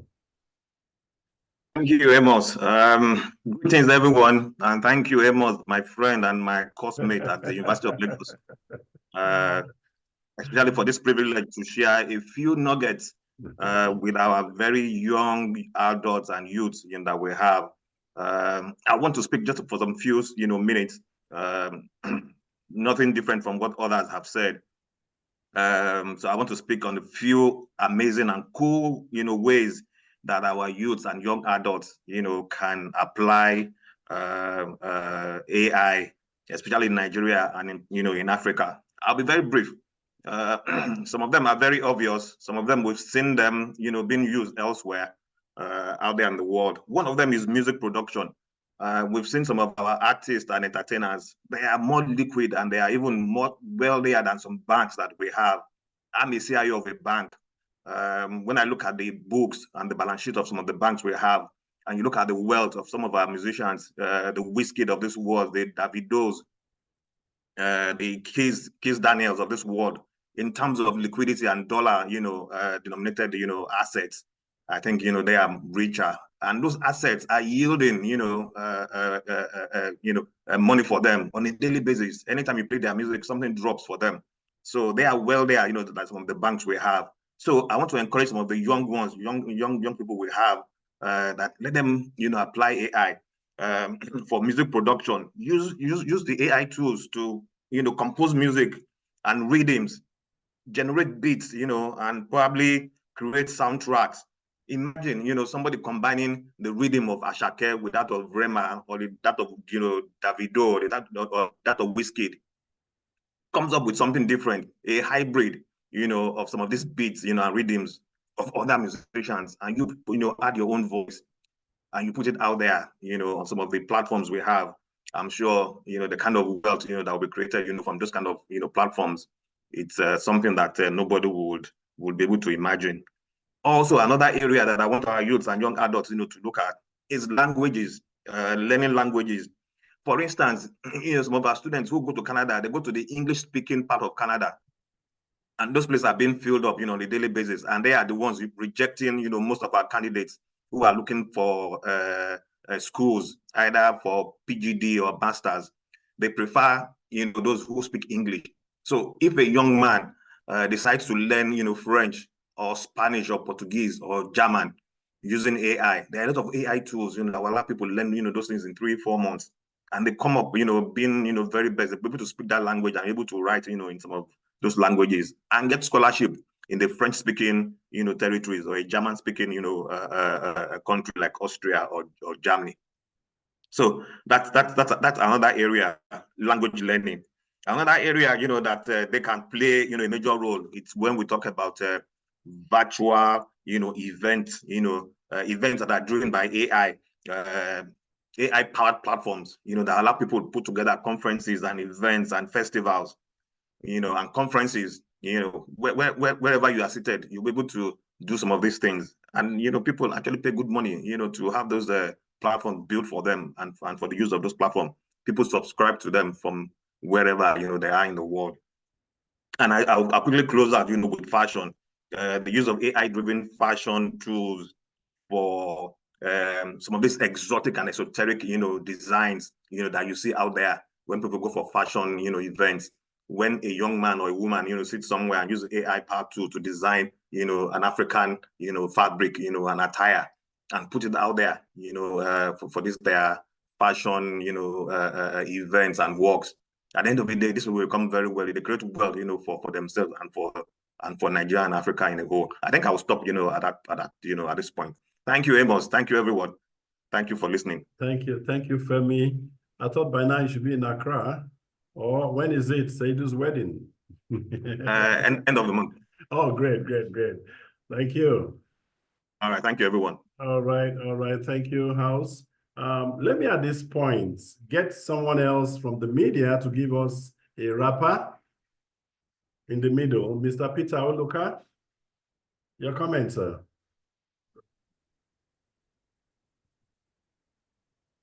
Good afternoon, everyone. Can you hear me, sir? Very well, very well. Good afternoon, Mr. Emmanuel Amos. I appreciate you for this great privilege you granted me to be part of this discussion. Permit me to adopt the already established protocol. Today's discussion is quite germane and it speaks to a lot of things about us. But I'm looking at, when I look at the topic, transforming children's educational career content, leveraging AI, ML to boost national productivity. I ask myself, why content? You say curriculum, you say content. It means they are speaking directly to the media. For us in the media, because we deal with content. Right. So I want to appreciate you for what you have been doing for this continent using Innovation-Bed Africa, and for what you are doing for our country. I want to encourage every young person who has queued into this discussion to look at Mr. Emmanuel Amos and take words and take a lesson in resilience. When you thought government will support you, government will disappoint you. When you thought government will listen, government will just should turn their back. But the truth is that government has begun to listen, and most of the things you have been saying are becoming even more pronounced. You see, so I'm happy to see the likes of Zamfara State government, Kano State government, and the rest of them who are being part of this discussion. It shows that those things you are saying, you are not winking in the dark. People are listening to you. So talking about the discussion for today, it's quite germane in the sense that statistics by the labor productivity statistics of the International Labour Organization and the Global Competitiveness Index 4.0 as of 2019, Nigeria stands at 134th and 116th, globally, respectively, signaling a kind of a challenge in productivity, which means to have a challenge in productivity. So labor productivity is a key economic indicator because it directly influences economic growth, competitiveness, and living standards. And it shows about our efficiencies or lack of efficiencies. So, but if you also look at last year, 2023, the labor statistics show that not much has been done or achieved in Nigeria in terms of productivity. They found that Nigeria ranked 18th in Africa as at 2023, 2 positions from each 16th position in 2019. Shows that some extent of stagnant improvement among its labor force. Therefore, in this rapidly evolving global economy, the need for a well-prepared and adaptable workforce has never been more critical. As nations strive to maintain competitive and drive economic growth, the focus on education as a key driver of national productivity has intensified. So it is important we are having this discussion, even when most of our children are still engaged in summer classes. What are they learning? With those things, they are learning another thing that will improve their skills and just make them remain book smart, but unprepared for the future workplaces. So among many innovations poised to revolutionize education, to turn around education and help things get better is AI and machine learning, which they stand as powerful tools that can transform children's educational career. Now, let me speak to the media. For the media, for us at Tech Economy, we are deliberate when it has to do with content that children have to consume. I tell you for a fact that if the EU, if the US, if some nations are being skeptical about some content on social media, it shows you that they understand the damage being done. The truth is that some of these countries where these social media are coming from or where they are originating from, the kind of content they show to their citizens are quite different from what they show us in Africa. They kind of, instill it in such a way that educational content that show to their kids who to become more smart, to become more competitive, to take over the market, while our own children are being exposed to content that has to do with just dance, lyrics that don't make meaning, things that are weird, things that are not going to help us, things that are speaking to our mind, because any innovation comes from the idea of the mind. And if the mind is damaged, how can innovation thrive? So in a sense, what I'm trying to say is that you have challenged us today in the media industry that our content have to speak about things that promote our children. Right. So going back again to the educational, it's called that traditional educational settings or methods we have long relied on has shown us a one-size-fits-all approach, which has failed to address the diverse needs and aspirations of individual students. So the rigidity of that system limits students' potential, but also contributes to a mismatch between the skills taught in schools and those demanded by the market, which means we have to expose our, so parents now need to understand that you need to expose ourselves. If you're giving your son his phone or a tablet or a laptop, what kind of content are you going to expose that child to? Because we have to prepare our children for the future. We keep saying it that the next war is not about war of tanks, it's not war about anything, but a war about the cyber. It's war in the cyberspace, and that cyberspace has to do with content. The content we put in is content that will be given to us. It's a garbage in, garbage out kind of thing. So for us in the media, I'm taking this as a feedback also from what has been said today, that we need to prepare our generation coming, and the media has to play a critical role to do that. And I also want to appeal to every educationist here, every innovator here, every scientist here, that we have to do everything possible to see that the future of our youth are secured. By doing that is by being deliberate. If government is slow, don't blame them, because that is the nature of government. Always innovation will always come before regulation. So government is waiting for us to come up with innovation before they can regulate. They can want to regulate what you don't understand. Remember, see what is happening with the crypto in the crypto space. The government will come the next one, they say, okay, we are going to play. The next one, they say no, because they don't understand it. But the young people who understood it are making something out of it. So I want to encourage us not to be discouraged, because government will always come towards to accept, to agree with us. There's need for us to do this. So AI and ML are tools we cannot dodge, are things we cannot keep in the background. We must use them to position our children to face the future. Because as a global village, we can't play or we can't wink in the dark anymore. The economy of the world will also fish us out. We can't hide. We have the potentials. We have seen what our young people are doing when they travel abroad, what they can do. It means that at home, we need to prepare them for those things, so that when they go competitions, when they go abroad, they perform better, and even our economy will benefit from it. So nobody can limit us anymore. Technology has become a leveler. Nobody can say that, oh, my state is disadvantaged, or we don't have resources. Technology has become a leveler. It has become a leveler in the sense that what states should pursue now is things that will bring about innovation in their own states. Their citizens don't need to travel abroad to build e-commerce, to participate in e-commerce. You can stay in the comfort of your home and participate in e-commerce. These are things that technology can help us to do. So, but it has to be deliberate. We have to be deliberate in our actions. So for us in the media, we're taking the feedback, and also we are giving feedback also to the industry, that the industry needs to do what? Come up with ideas. Don't wait when government is going to come with innovation. Come out with your innovation, government will now regulate. And that is how we're going to have a handshake. Thank you so much. Thank you, Mr. Luka. Thank you so very much. Let me take a question or a message from Dr. Umi Azan. And please, I know I still have quite a lot of hands, but then a lot of whatever to do. In fact, from Ghana, Larry, please stay put, and other places, I'll still get back to you, particularly if you're an alumni, we still have our time. Don't worry. I can see Jido, these insiders, but let me just take your message. Thank you so much, sir. Listening to the last three speakers, I actually feel that I need to say something because I may be hard. Uncle Peter, I'm very excited to hear you speak in that passionate tone. That's but right. I want to say to us, you see, I'm saying this at this point because the convener, Uncle Amos, as I've known him over 2 decades, is a passionate person.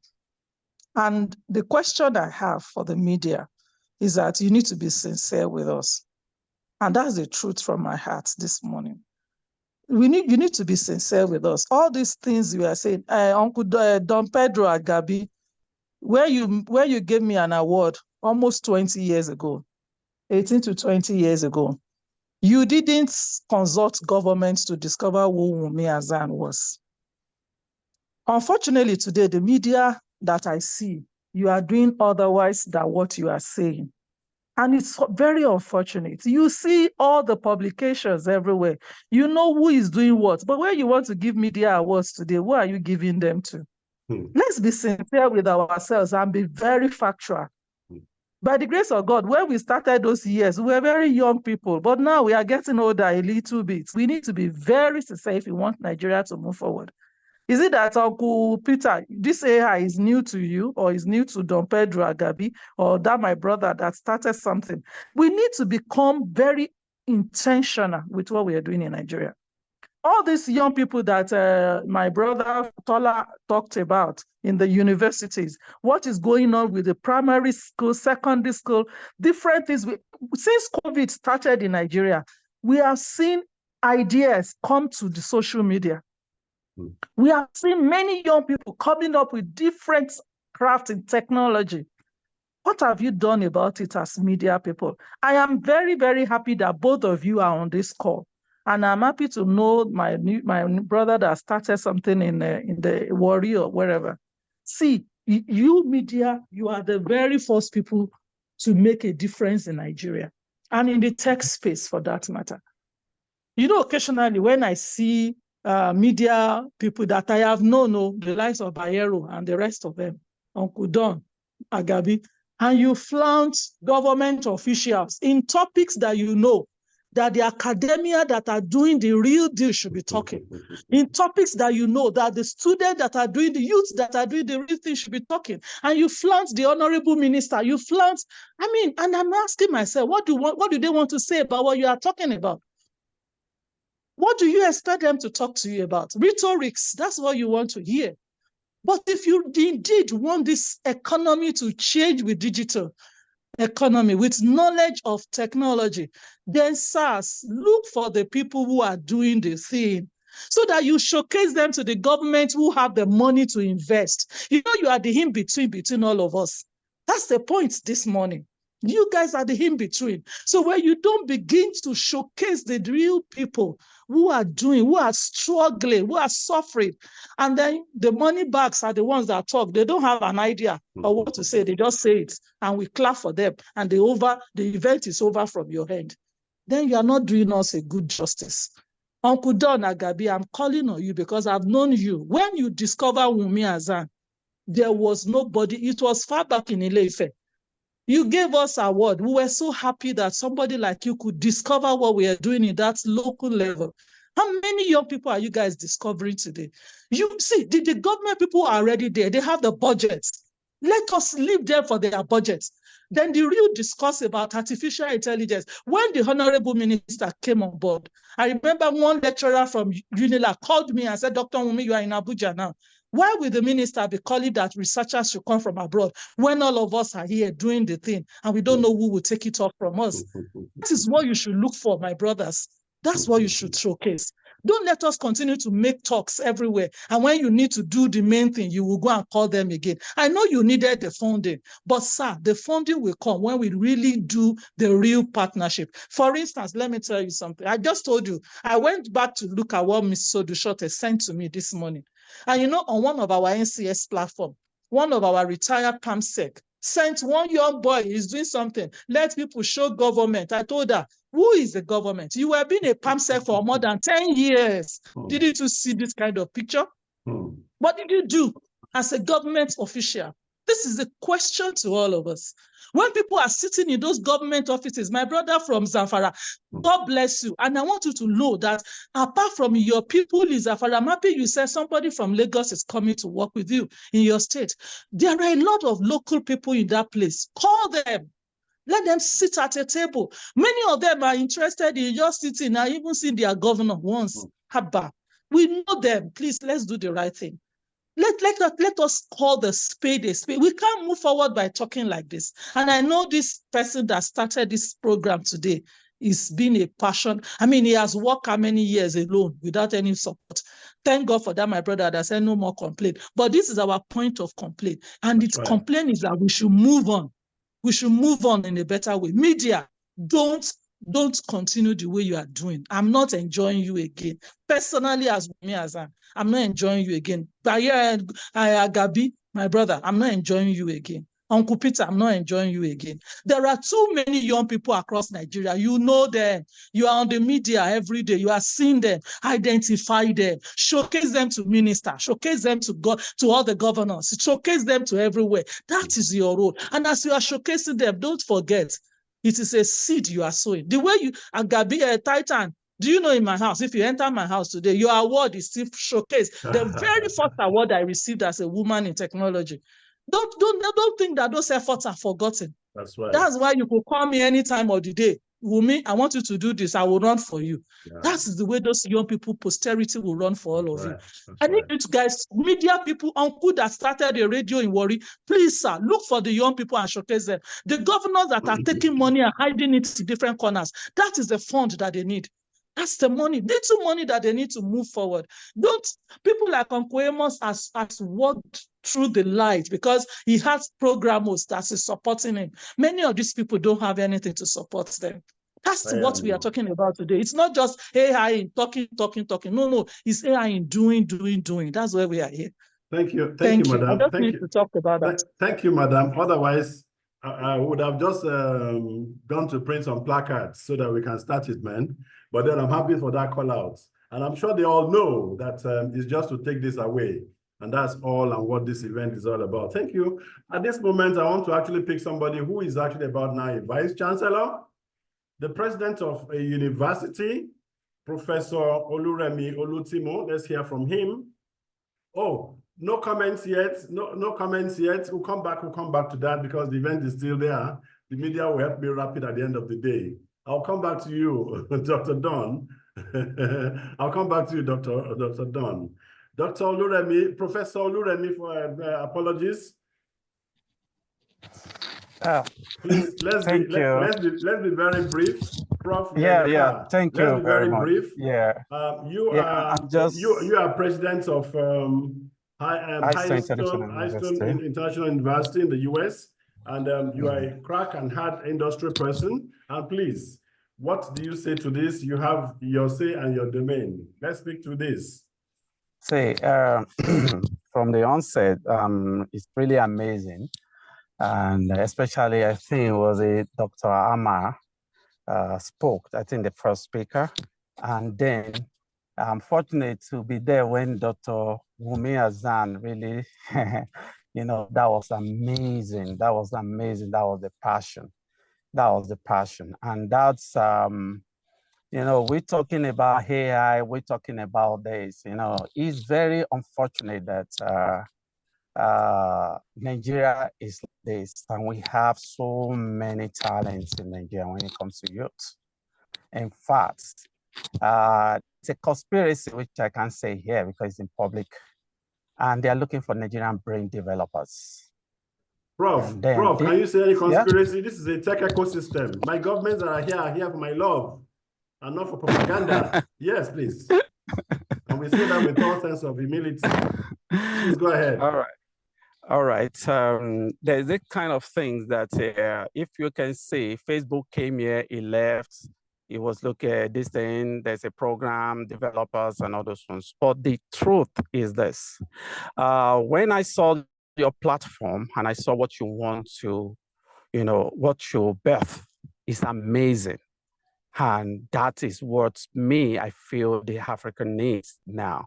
Exposing the young talents, exposing the young mindsets to technology, developing local content to solve our problem, not borrowing technology outside. You know what? There's this organization that deals with guest tech.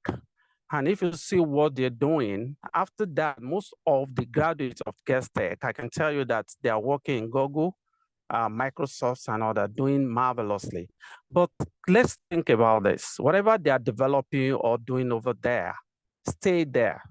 But what are we doing to solve our local content? There's a lot of places, there's a lot of things in Africa, especially in Nigeria, that need technology to solve, not manual. Imagine I walk into one local government and they're still using manual approach to do things. I say, you guys, do you really want to change?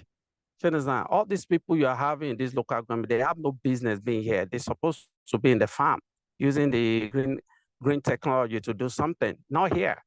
Because just automate all your program, all your systems, everything you're doing. You just need only one person to solve that problem. This is amazing. All the talks, amazing speakers. I don't know what to say again. But one that I want to challenge is this: let's support our own, let's support our local content. There was this Venamo and so many other ones that built technology for my university. And you can't believe that there was a time we exhausted the space they gave me.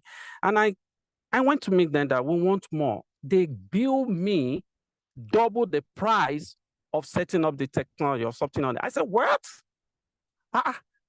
We didn't attend this kind of, they said, no, there's nothing. So you didn't tell me there's a hidden charges. They said, no, they were trying to talk to me as if I don't understand technology.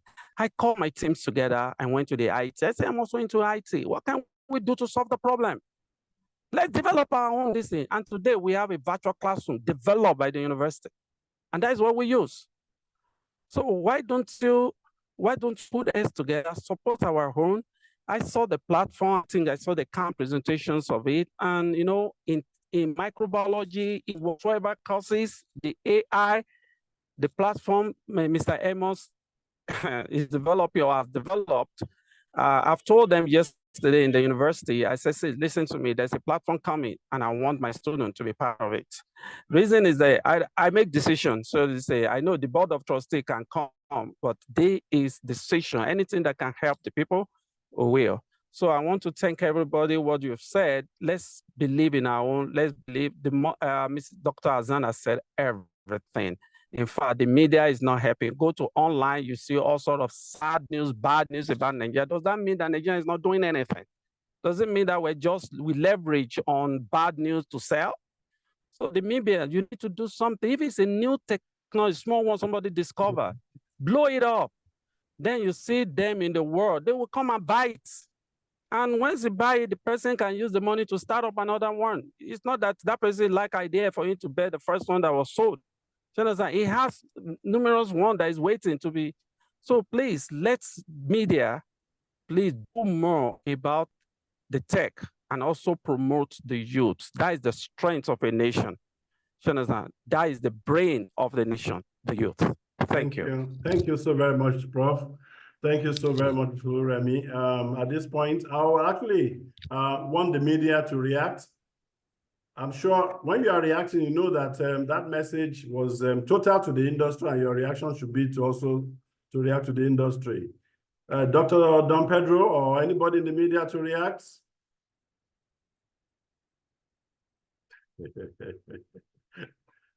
Dr. Don? I'm here. Excellent, excellent. Please, let's hear your voice, because we're not fighting, we're not revolting. Otherwise, for just that print placard, now we have government people here anyway, and we know that they are here for the respect of us. Thank you. Go ahead, please. Okay, so I want to thank my sister, Dr. Wumi Hassan, for her intervention. That's right. And just to let her know that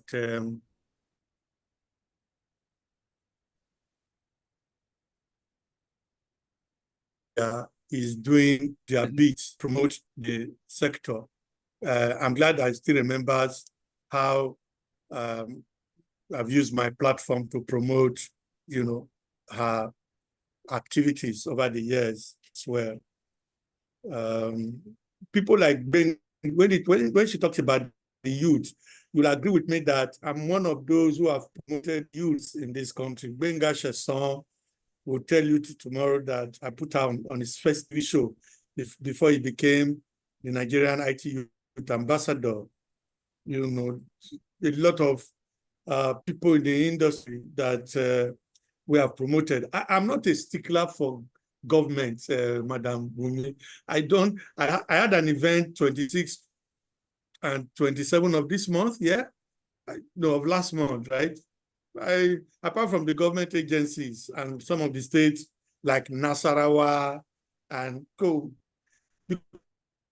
because I always fight the ministers. You know that the ministers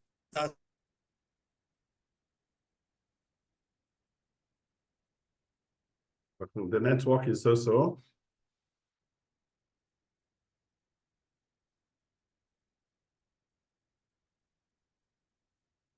Because they do not note of what you have said, but please note that the tech media platform have not deviated from its original, core mandate. We are different from the other media. We are professionals. Thank you. We thank you. report Thank the you. issues. And, Thank you. And Thank you. Thank you. So I also support you, and I'm always happy that you guys are. When I say my opinion, I will always win your heart, because I will always do that, because I will not want to beg anyone. But then I'm a happy Nigerian, and so it is. I want every other innovator to be. And we're also glad that we still earn the respect of some government people who still relate with us, like we still have in this session. Thank you so much, Don Pedro, and thanks, Madam, for that. And I want to, another educationist in the platform, this time I want to move into my alumni people. Let me get on to Taiwo Adekunle. Taiwo Adekunle is also an alumni of the environment, and he's joining us from Nile University, Abuja. Taiwo, your words, please, and let's make it brief as much as possible so we can have other alumni also share. Good evening. Good evening, everybody. I want to sincerely appreciate Uncle Amos, Uncle Emmanuel Amos, and I'm glad to also connect with my very own boss, Jide Awe. Good evening, sir. Dr. Don Pedro, it's been a while. I know you've used your platform to promote IT. I'm even part of one of you. I'm in one of your group. Well, I think looking at the topic for today's discussion, for me, as someone who works in the institution, who works in the academics, I think and I want to also appreciate the facilitator for bringing government, government. We have state governments here. So, but my own is for this to really work, I think our like Nigerian University Commission, NUC, we need to sensitize them on some of this, because they are our regulatory body. They are our regulatory body. For any institution in Nigeria, they have to be accredited by NUC. And NUC has to work on the curriculum, because our curriculum, you agree with me, they are obsolete. They are not meeting with the trend. And so there's a need for NUC and other organizations that has to do with accreditation, because accreditations and cost curriculum, starting from our primary school, the curriculum has to meet with the new trend. The curriculum may be starting from primary school to secondary school and to university. I work in a university, and most times some of these ideas or some of these machine learning or artificial intelligence courses are local content that are not really, how would I say, they are not really part of the curriculum. They are just, maybe I can say they are limited to maybe Faculty of Engineering for those in computer engineering, or for those in maybe doing something related to computer, or maybe Faculty of Computing that we recently. I think NUC came up with Faculty of Computing, which is quite noble, and I must give it to them, because in that Faculty of Computing, they've accredited. There are some schools that now have cybersecurity at BSc level. Yeah. We have schools that have mechatronics at BSc level. We have schools, some schools are being accredited for, I think, apart from cybersecurity, we also have machine learning and all that. And even in computer engineering, where I work, which is my own domain as a computer engineer, there's also data communications and all that. So please, I think there's still need for the media and for, okay, having this kind of platform is good. I think the media also, there's also need for us to sensitize the body that accredits schools, that that works on curriculum for schools, that there's a need for us to have a new change that will meet with the current trend. Our students are good. Our projects, our students now comes up with good projects that is in line with machine learning, artificial intelligence. But at the curriculum level, there's a need to do more. There's a need for, I think, a reorientation coming from, starting from NUC, Nigerian University Commission.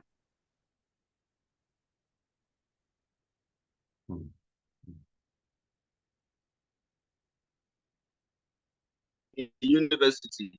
Dr. Wumi, I really appreciate what you're doing, most especially for the women folks. I thank you. Thank you, Mr. Amos. I appreciate and benefit from this platform. And that's why sometimes when Mr. Amos talked to me about it, I spoke with quite a number of my boss in the office, like the dean, like the registrar and all that, in the university. But there's a clause. NUC is is the one giving us some of this curriculum. So this cannot just scale through. But having this platform, our students can learn on their own, which I think the internet has given the students that platform. But the need for that curriculum change. Thank you, sir. I appreciate it. Thank you so very much, Mr. Tayo Adekule. I think fine, I think we have a good, there's an information there, and the update is about NUC, and Yes, you know how that works and all of that. Yes, but I'm sure between you and I and the members of people setting up for a steering committee on this program, we will be able to deal with that, especially for your boss, Professor Tunji Adesina. Yes, sir. Yes, sir. He will be able to clear more light in Nile University there, and please thank him for me. I told you we're able to connect, and just tell him for me, you'll be able to at least try to seek a roadmap from there so that we know what to do. Thank you so very much, America, to Nile University. I'll move forward to now identify more alumni members of this ecosystem. Let me pick on Mr. Bedia Bassi John. Bedia Bassi John, where are you joining us from? What state? I think from the US. Okay. Oh, excellent. Bedia Bassi, how are you? You've woken up? Yeah, I've been on the program right from the beginning. I left you because I had to wake up. I had to wake Professor Amjad for his first keynote, while allowing you to take your eba, but he only was able to only take tea because he had to speak a lot earlier. So how are you? Please give us a little word. Yeah, I'm fine, sir, and thank you very much. I mean, I always say thank you because I'm coming from a pure physics background, but meeting you for the turning point in life. Now I have a master's in IT, and I'm on track to become a data privacy expert. So, yeah, I've chosen a niche for myself in the cybersecurity industry. I do a lot of machine learning, AI applications that one day I'll get to give back home. So initiatives like this are very dear to my heart, and I sincerely love what is coming in. And last year when I spoke with you and I knew you were diving into AI, I knew something big was cooking. I knew something big was cooking, and now it's here. And I know your initiatives are always out there to help the general public. And right now, AI and machine learning, that's what the whole world is using because the whole world is data driven.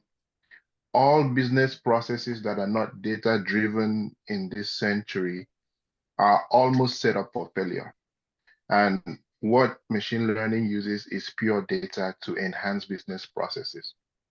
I remember Professor Amjad telling us about moving from brick and mortar to automated systems back in 2020. Sorry, did you have the opportunity of being in his talk this earlier today? Yes, I listened to him. All right. I listened to him. Yes. So he said this back in 2020, and today it's a reality. We were talking about Industry 4.0. Now we're talking about 5.0. That's right. So we have to move with the world. We have to move with the trends. We can't leave Nigeria behind. Look at the size of Nigeria. So it starts from impacting our younger people, the younger generation. And I do hope in the nearest future, when I have more time to give something back home, I'm going to really do that, because I know it's difficult. I mean, people are talking about curriculum here, and yeah, I know all that story. And I used to be a foot soldier for Innovationbed. I used to walk the streets trying to sell this too, but even though it's not receptive, but at a point, nobody will listen to you. At a point, I knew the younger generation were more receptive to it, but you know, some other factors still influenced them. They were still also looking for some other things. But when they discovered that they can actually make a living, make money out of this, and actually improve the society as a whole while making money out of this, I think they started appreciating it. And now when they get it right from tertiary institution and they come out with skills, they are coming out to be world beaters, because they are coming out with this AI platform, learning platform. They are going to come out with world-class skills, not just within the boundaries of what is offered in the tertiary institutions back in Nigeria. And that is what we want. We want to sell good talent out there. So thank you very much for this initiative, and thank you for the privilege of speaking here. I've heard from many great people. Thank you, Biade Basi. Thank you. Very passionately there. But then let me also take one other gentleman that just joined me here. His name is Richard Amafoye. Richard is the CIO Access Corporation. Is that what your name is now?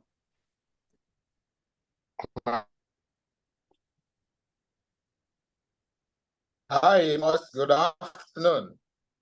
So, Richard, look at this man. Why are you looking like a bank? Even yourself, you're looking like a bank. What happened to you? Tell me about it. Okay, please take your floor, please. I've had another bank CIO the other time, a bank CIO here. Please, what do you have for us? Thank you, Amos.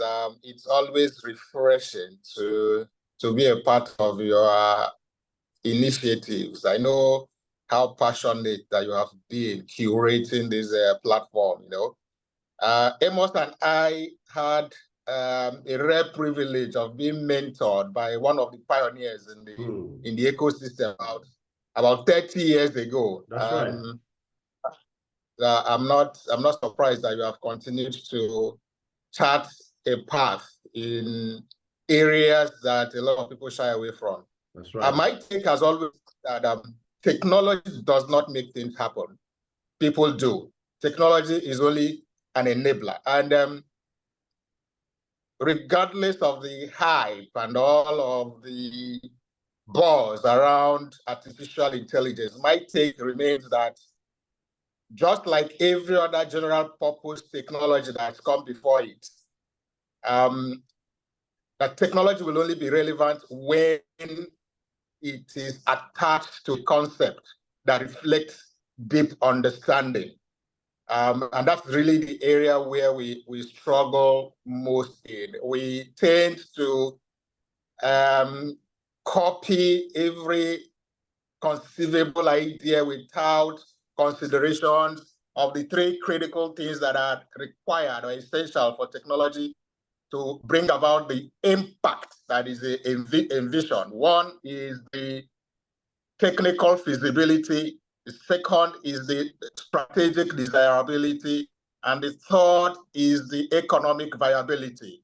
You know, I come from the side of strategy ensuring or looking out for those new initiatives or new technological developments or advancements that can solve real life problems.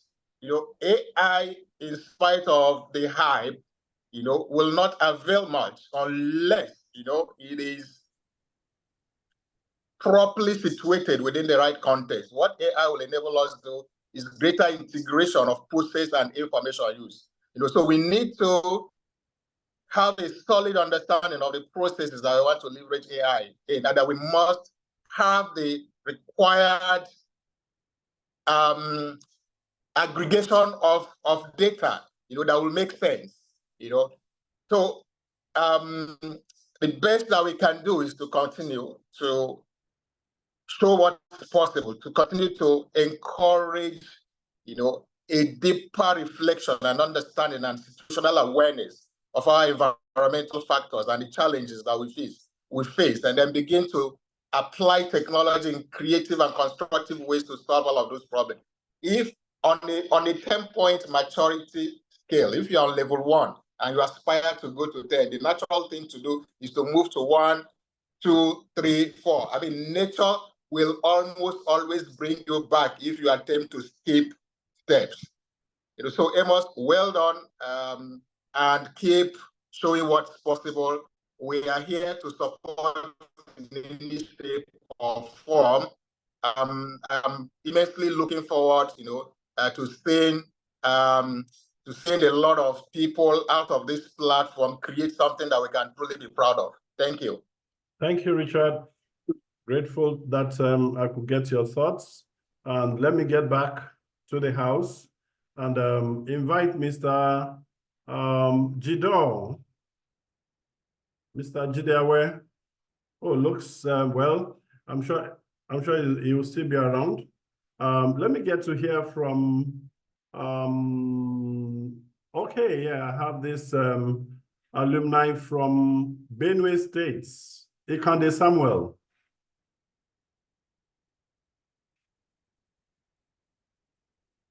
Yes, good day, everyone. I'm sure I can be heard. Very well, very well.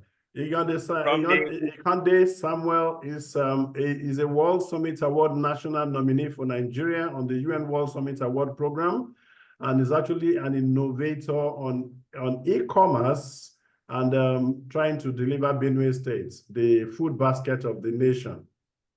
Please go ahead. Yes. From all the speaker, we are the new bird in the innovation in Africa, like Nigeria to be precise. So what we are doing on the platform is to listen more than talk. And I think from all the speakers, we are taking a call to action to see how we'll be the frontier of these things that and the pain point from the first speaker, our global reps on ground, and my take home is from Mrs. Yumi. I'm so proud to have you as a mother. I can say you are the tech mother boss on the platform right now. So I want to appreciate everyone here. Like I say, we can't just go back. All we need to do is to innovate more. Innovations, we are sure to disrupt the limitations in all the ecosystem. So it's a clarion call, as far as I'm concerned, in Benue State, especially to front this call and to see how and trusting God for partnership to come. So for me, it's more like thanking the house for the information base. And as an innovator, I'm seeing more win for me to go back on board to do and to disrupt some of these issues raised today. Thank you so much, the house. Thank you so very much, Mr. Kande.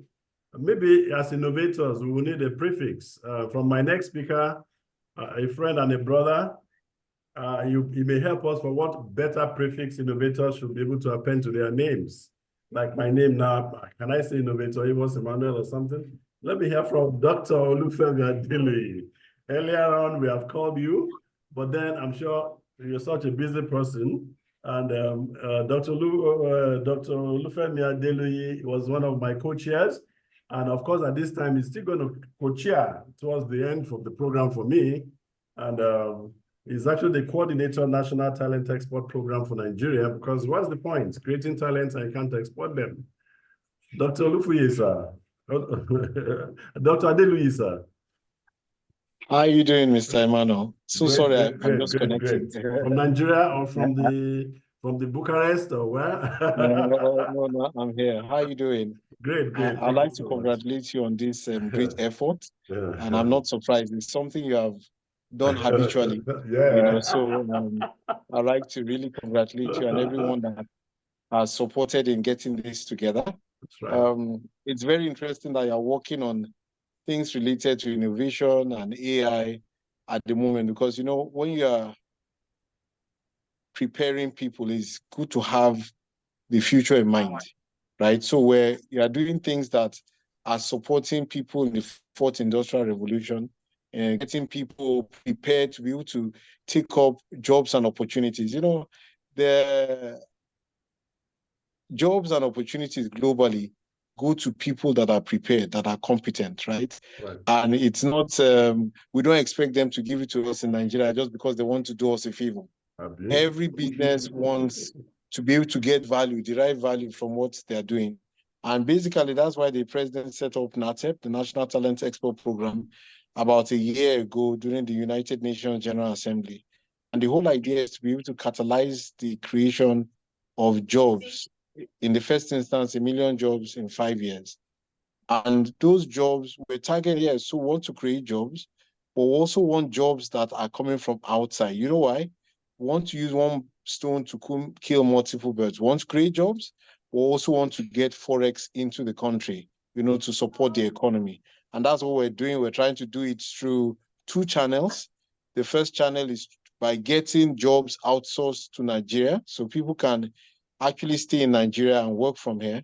And the second one is to get people exported as talents to other countries. That's right. And we've had some partnerships in that regard, in those regards. And we're focusing on a number of sectors. We call them the impact sectors: IMPACT, I for insurance, M for medical, P for professional services like accounting, banking, legal, C for the A, where am I? Yeah, P, then A for artisans, C for the creative sector, and of course, we cannot forget T for tech. Right now, many of the sectors, right, have been invaded by technology. So what you are teaching people now about AI is something that is used in every sector that I've mentioned. So, you know, we're so happy about this. And we would like to take the pool of people trained so that they're also in the pool that we can connect to these opportunities that become available. So I'm happy to be here. I'm happy to be part of this alongside NATEP. We'll be reaching out to you to see how we can, you know, further the collaboration. So maybe at this point, I'll call you Mr. E. Emmanuel or Mr. E. Amos so that they know that you're digitally enabled. And I'd like to congratulate everyone that is participating in this. I'd like to assure you that it's not an effort in futility. The knowledge that you gain is something that will pay rich dividends as the years go by. Thank you so much for having me. Thank you. And Thank you so congratulations very much, again. Doctor. Thank you. Yeah. In fact, from Thank your you. messages, we realize that even at this moment, Innovationbed has served as the plug that we've currently connected with the Middle East through Talent Nations. The Talent Nations lady, I'm sure they just crossed from the Middle East to Russia because there are some newer opportunities. So they're actually moving some office back to Moscow. She wants to join with me. She wants to join with me, but she had some difficulty earlier on. But we've had some very interesting people in the past at the beginning of the program who have shared 1 or 2 things. And that's even why the relationship we've got with Talent Nations, we know we'll be able to do 1 or 2 things with the NATEP going forward. So quite frankly, you're on the right track, provided we can actually help our ecosystem because they need help. Thank you so very much, sir. Right. You're most welcome. That was Dr. Olufemi Adeluyi there, and in fact, is co-chairing. Can easily help us.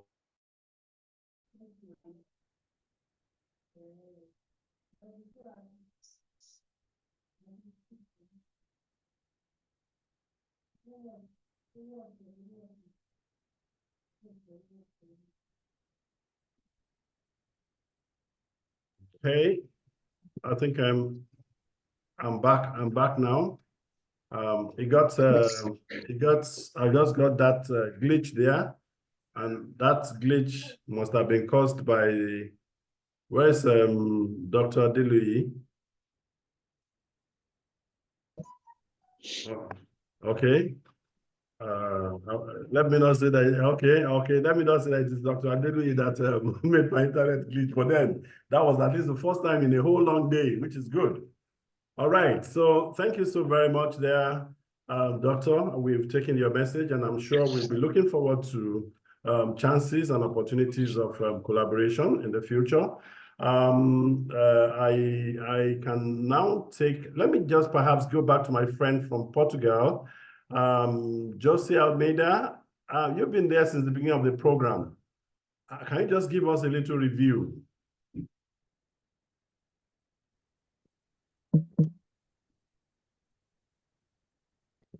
Mr. Jose Almeida?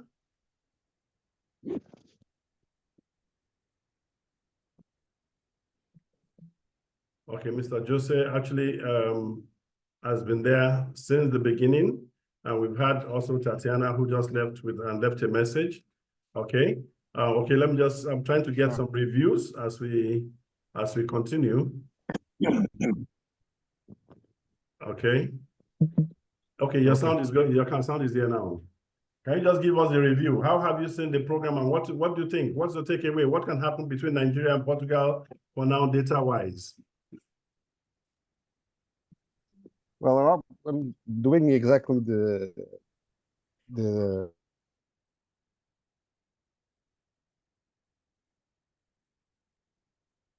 okay, but I think this is a model that also possible once you have when you build the capability within the country to do so.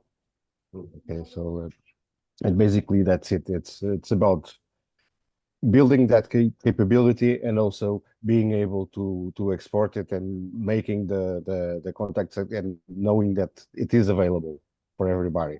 While I was hearing what one of the earlier speakers was saying about placing Nigerian of the country. Yeah. With let's say the state of the art right now it's that because there's no physical constraints that stop us from doing our work from home of. That's the first. That's the first.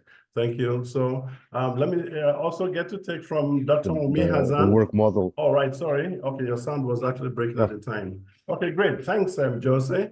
We'll continue obviously from what possibilities. Yeah, we're going to take it from what possibilities are available because the ecosystem is such that, and of course, we need to reach out to those people, give the impact of what we need to do, but then the support has to be from people with the human mind.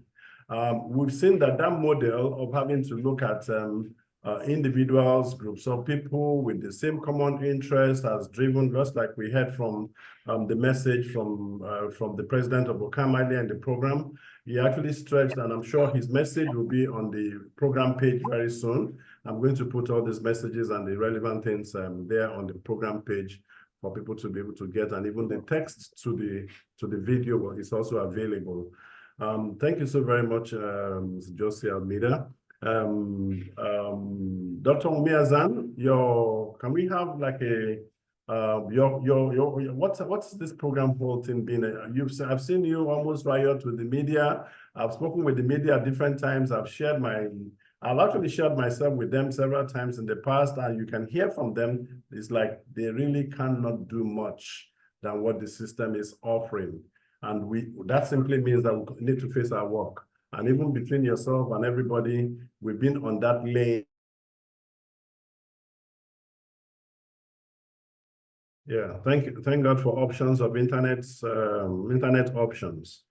I had to just do a switch again since that glitch continues. Sorry, I was going to get Dr. Mumiza San's final comments.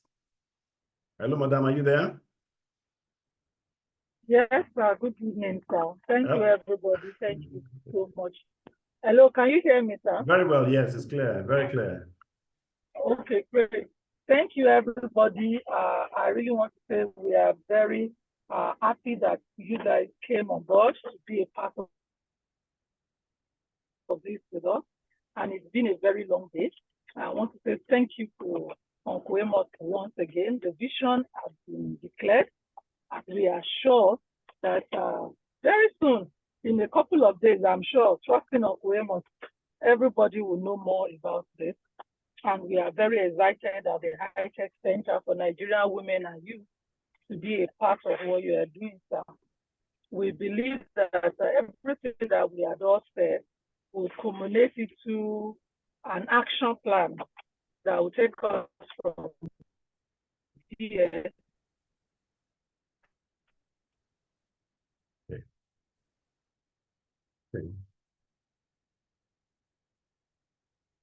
How's the network down from about myself?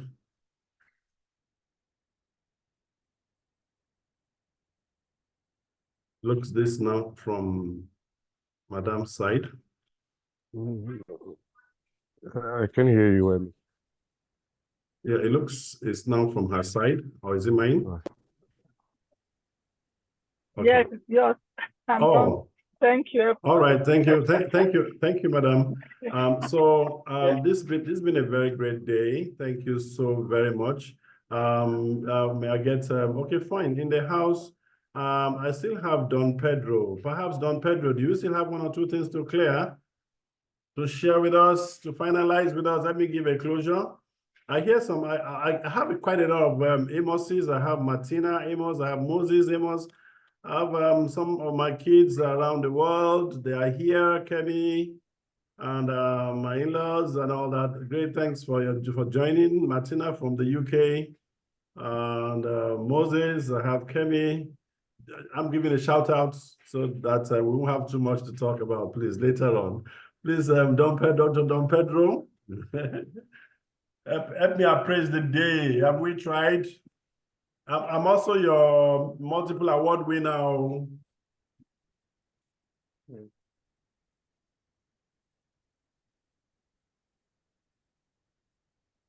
Yeah, Dr. Pedro, is your sound okay?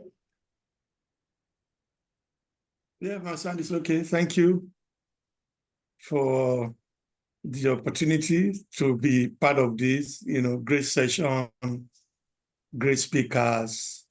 I'd like to thank everybody that contributed. We need to keep the innovation, keep pushing innovation in the sector, and of course, the other various sectors of the economy. We in the media, we've also taken notes, and we also take notes from what we've had today. And like we always do, push out the awareness out there and let the people who should be getting to know and to read some of these things, know about it. It's our country. We won't give up. Thank you, Amos. Let's do this again. Thank you very much. Professor Oluremi, your academia, this time academia, please don't be IT, academia. Give an academia roundup. Professor Vice Chancellor, Highstone International University, USA. Prof. Oluremi, are you there? Yeah, thank you very much. And it's amazing, this is a platform. I'm not going to go through like you said, but it's amazing tech, it's amazing thing, and everything the world now is involving. And I thank you. I saw the passions from everybody that has spoken, and even the question that has been asked has been a very thoroughbred kind of, let me say, it's an hybrid meeting that has brought a new kind of wave. I believe this is going to bring a new kind of wave that all other tech in the world will benchmark and bring it today. I'm so happy to see our support, and that is what we're doing. I think my university now, we've turned into total purely research-based university. Whether you are studying economics, accounting, there's a research that has to do with it.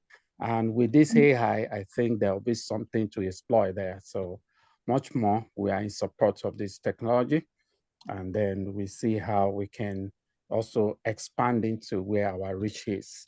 And thank you, everyone. And thank you for giving me the opportunity to be here and to learn. Thank you so very much. Especially from Madam Dr. Wumi. I learned a lot from her. And from Mar, and the last speaker, and the one from sorry if I didn't get your name right, from Portugal too. Is an amazing kind of, you brought different brains together. And I'm still learning. I've not said because I'm a prof that there is a no. The starting point is prof. I'm learning from different angle. On behalf prof of everybody, is a paper, it's an office, but it has to this. So I want to say thank you. Thank you very much. I want to, on behalf of everyone, I want to thank my chairman, Architect Paulo Saporito, President of OCAM. I want to also thank my other co-chairs, Tatiana Caldas Lotija, that was able to join us from Stockholm, where she's having her holidays. And she's the president of International Women in Business for Ethical AI. I want to thank especially other co-chairs, Professor Amjad Umar of the University of Harrisburg, University of Harrisburg, Harrisburg University of Science and Technology, so to speak. I want to thank my co-chair, Dr. Chris Waje. He's had difficulty joining us for some reasons. And he's the he was the former president of Institute of Information Technology and the current IT industry, the oracle of the IT industry. And I want to thank my other co-chair, Dr. Umaru Kwairanga, the group chairman of the Nigerian Exchange Group at the Stock Exchange, and of course, my clients of 27 years experience. Madam Dr. Umia Zan, President, CEO, High Tech Center for Nigeria, Nigerian Women and Youths. I want to thank you all.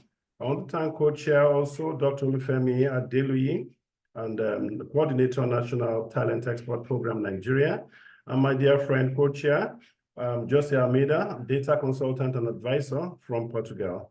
So every other participant, I'm so grateful and thank you, and we give God the glory. Thank you so much. Goodbye.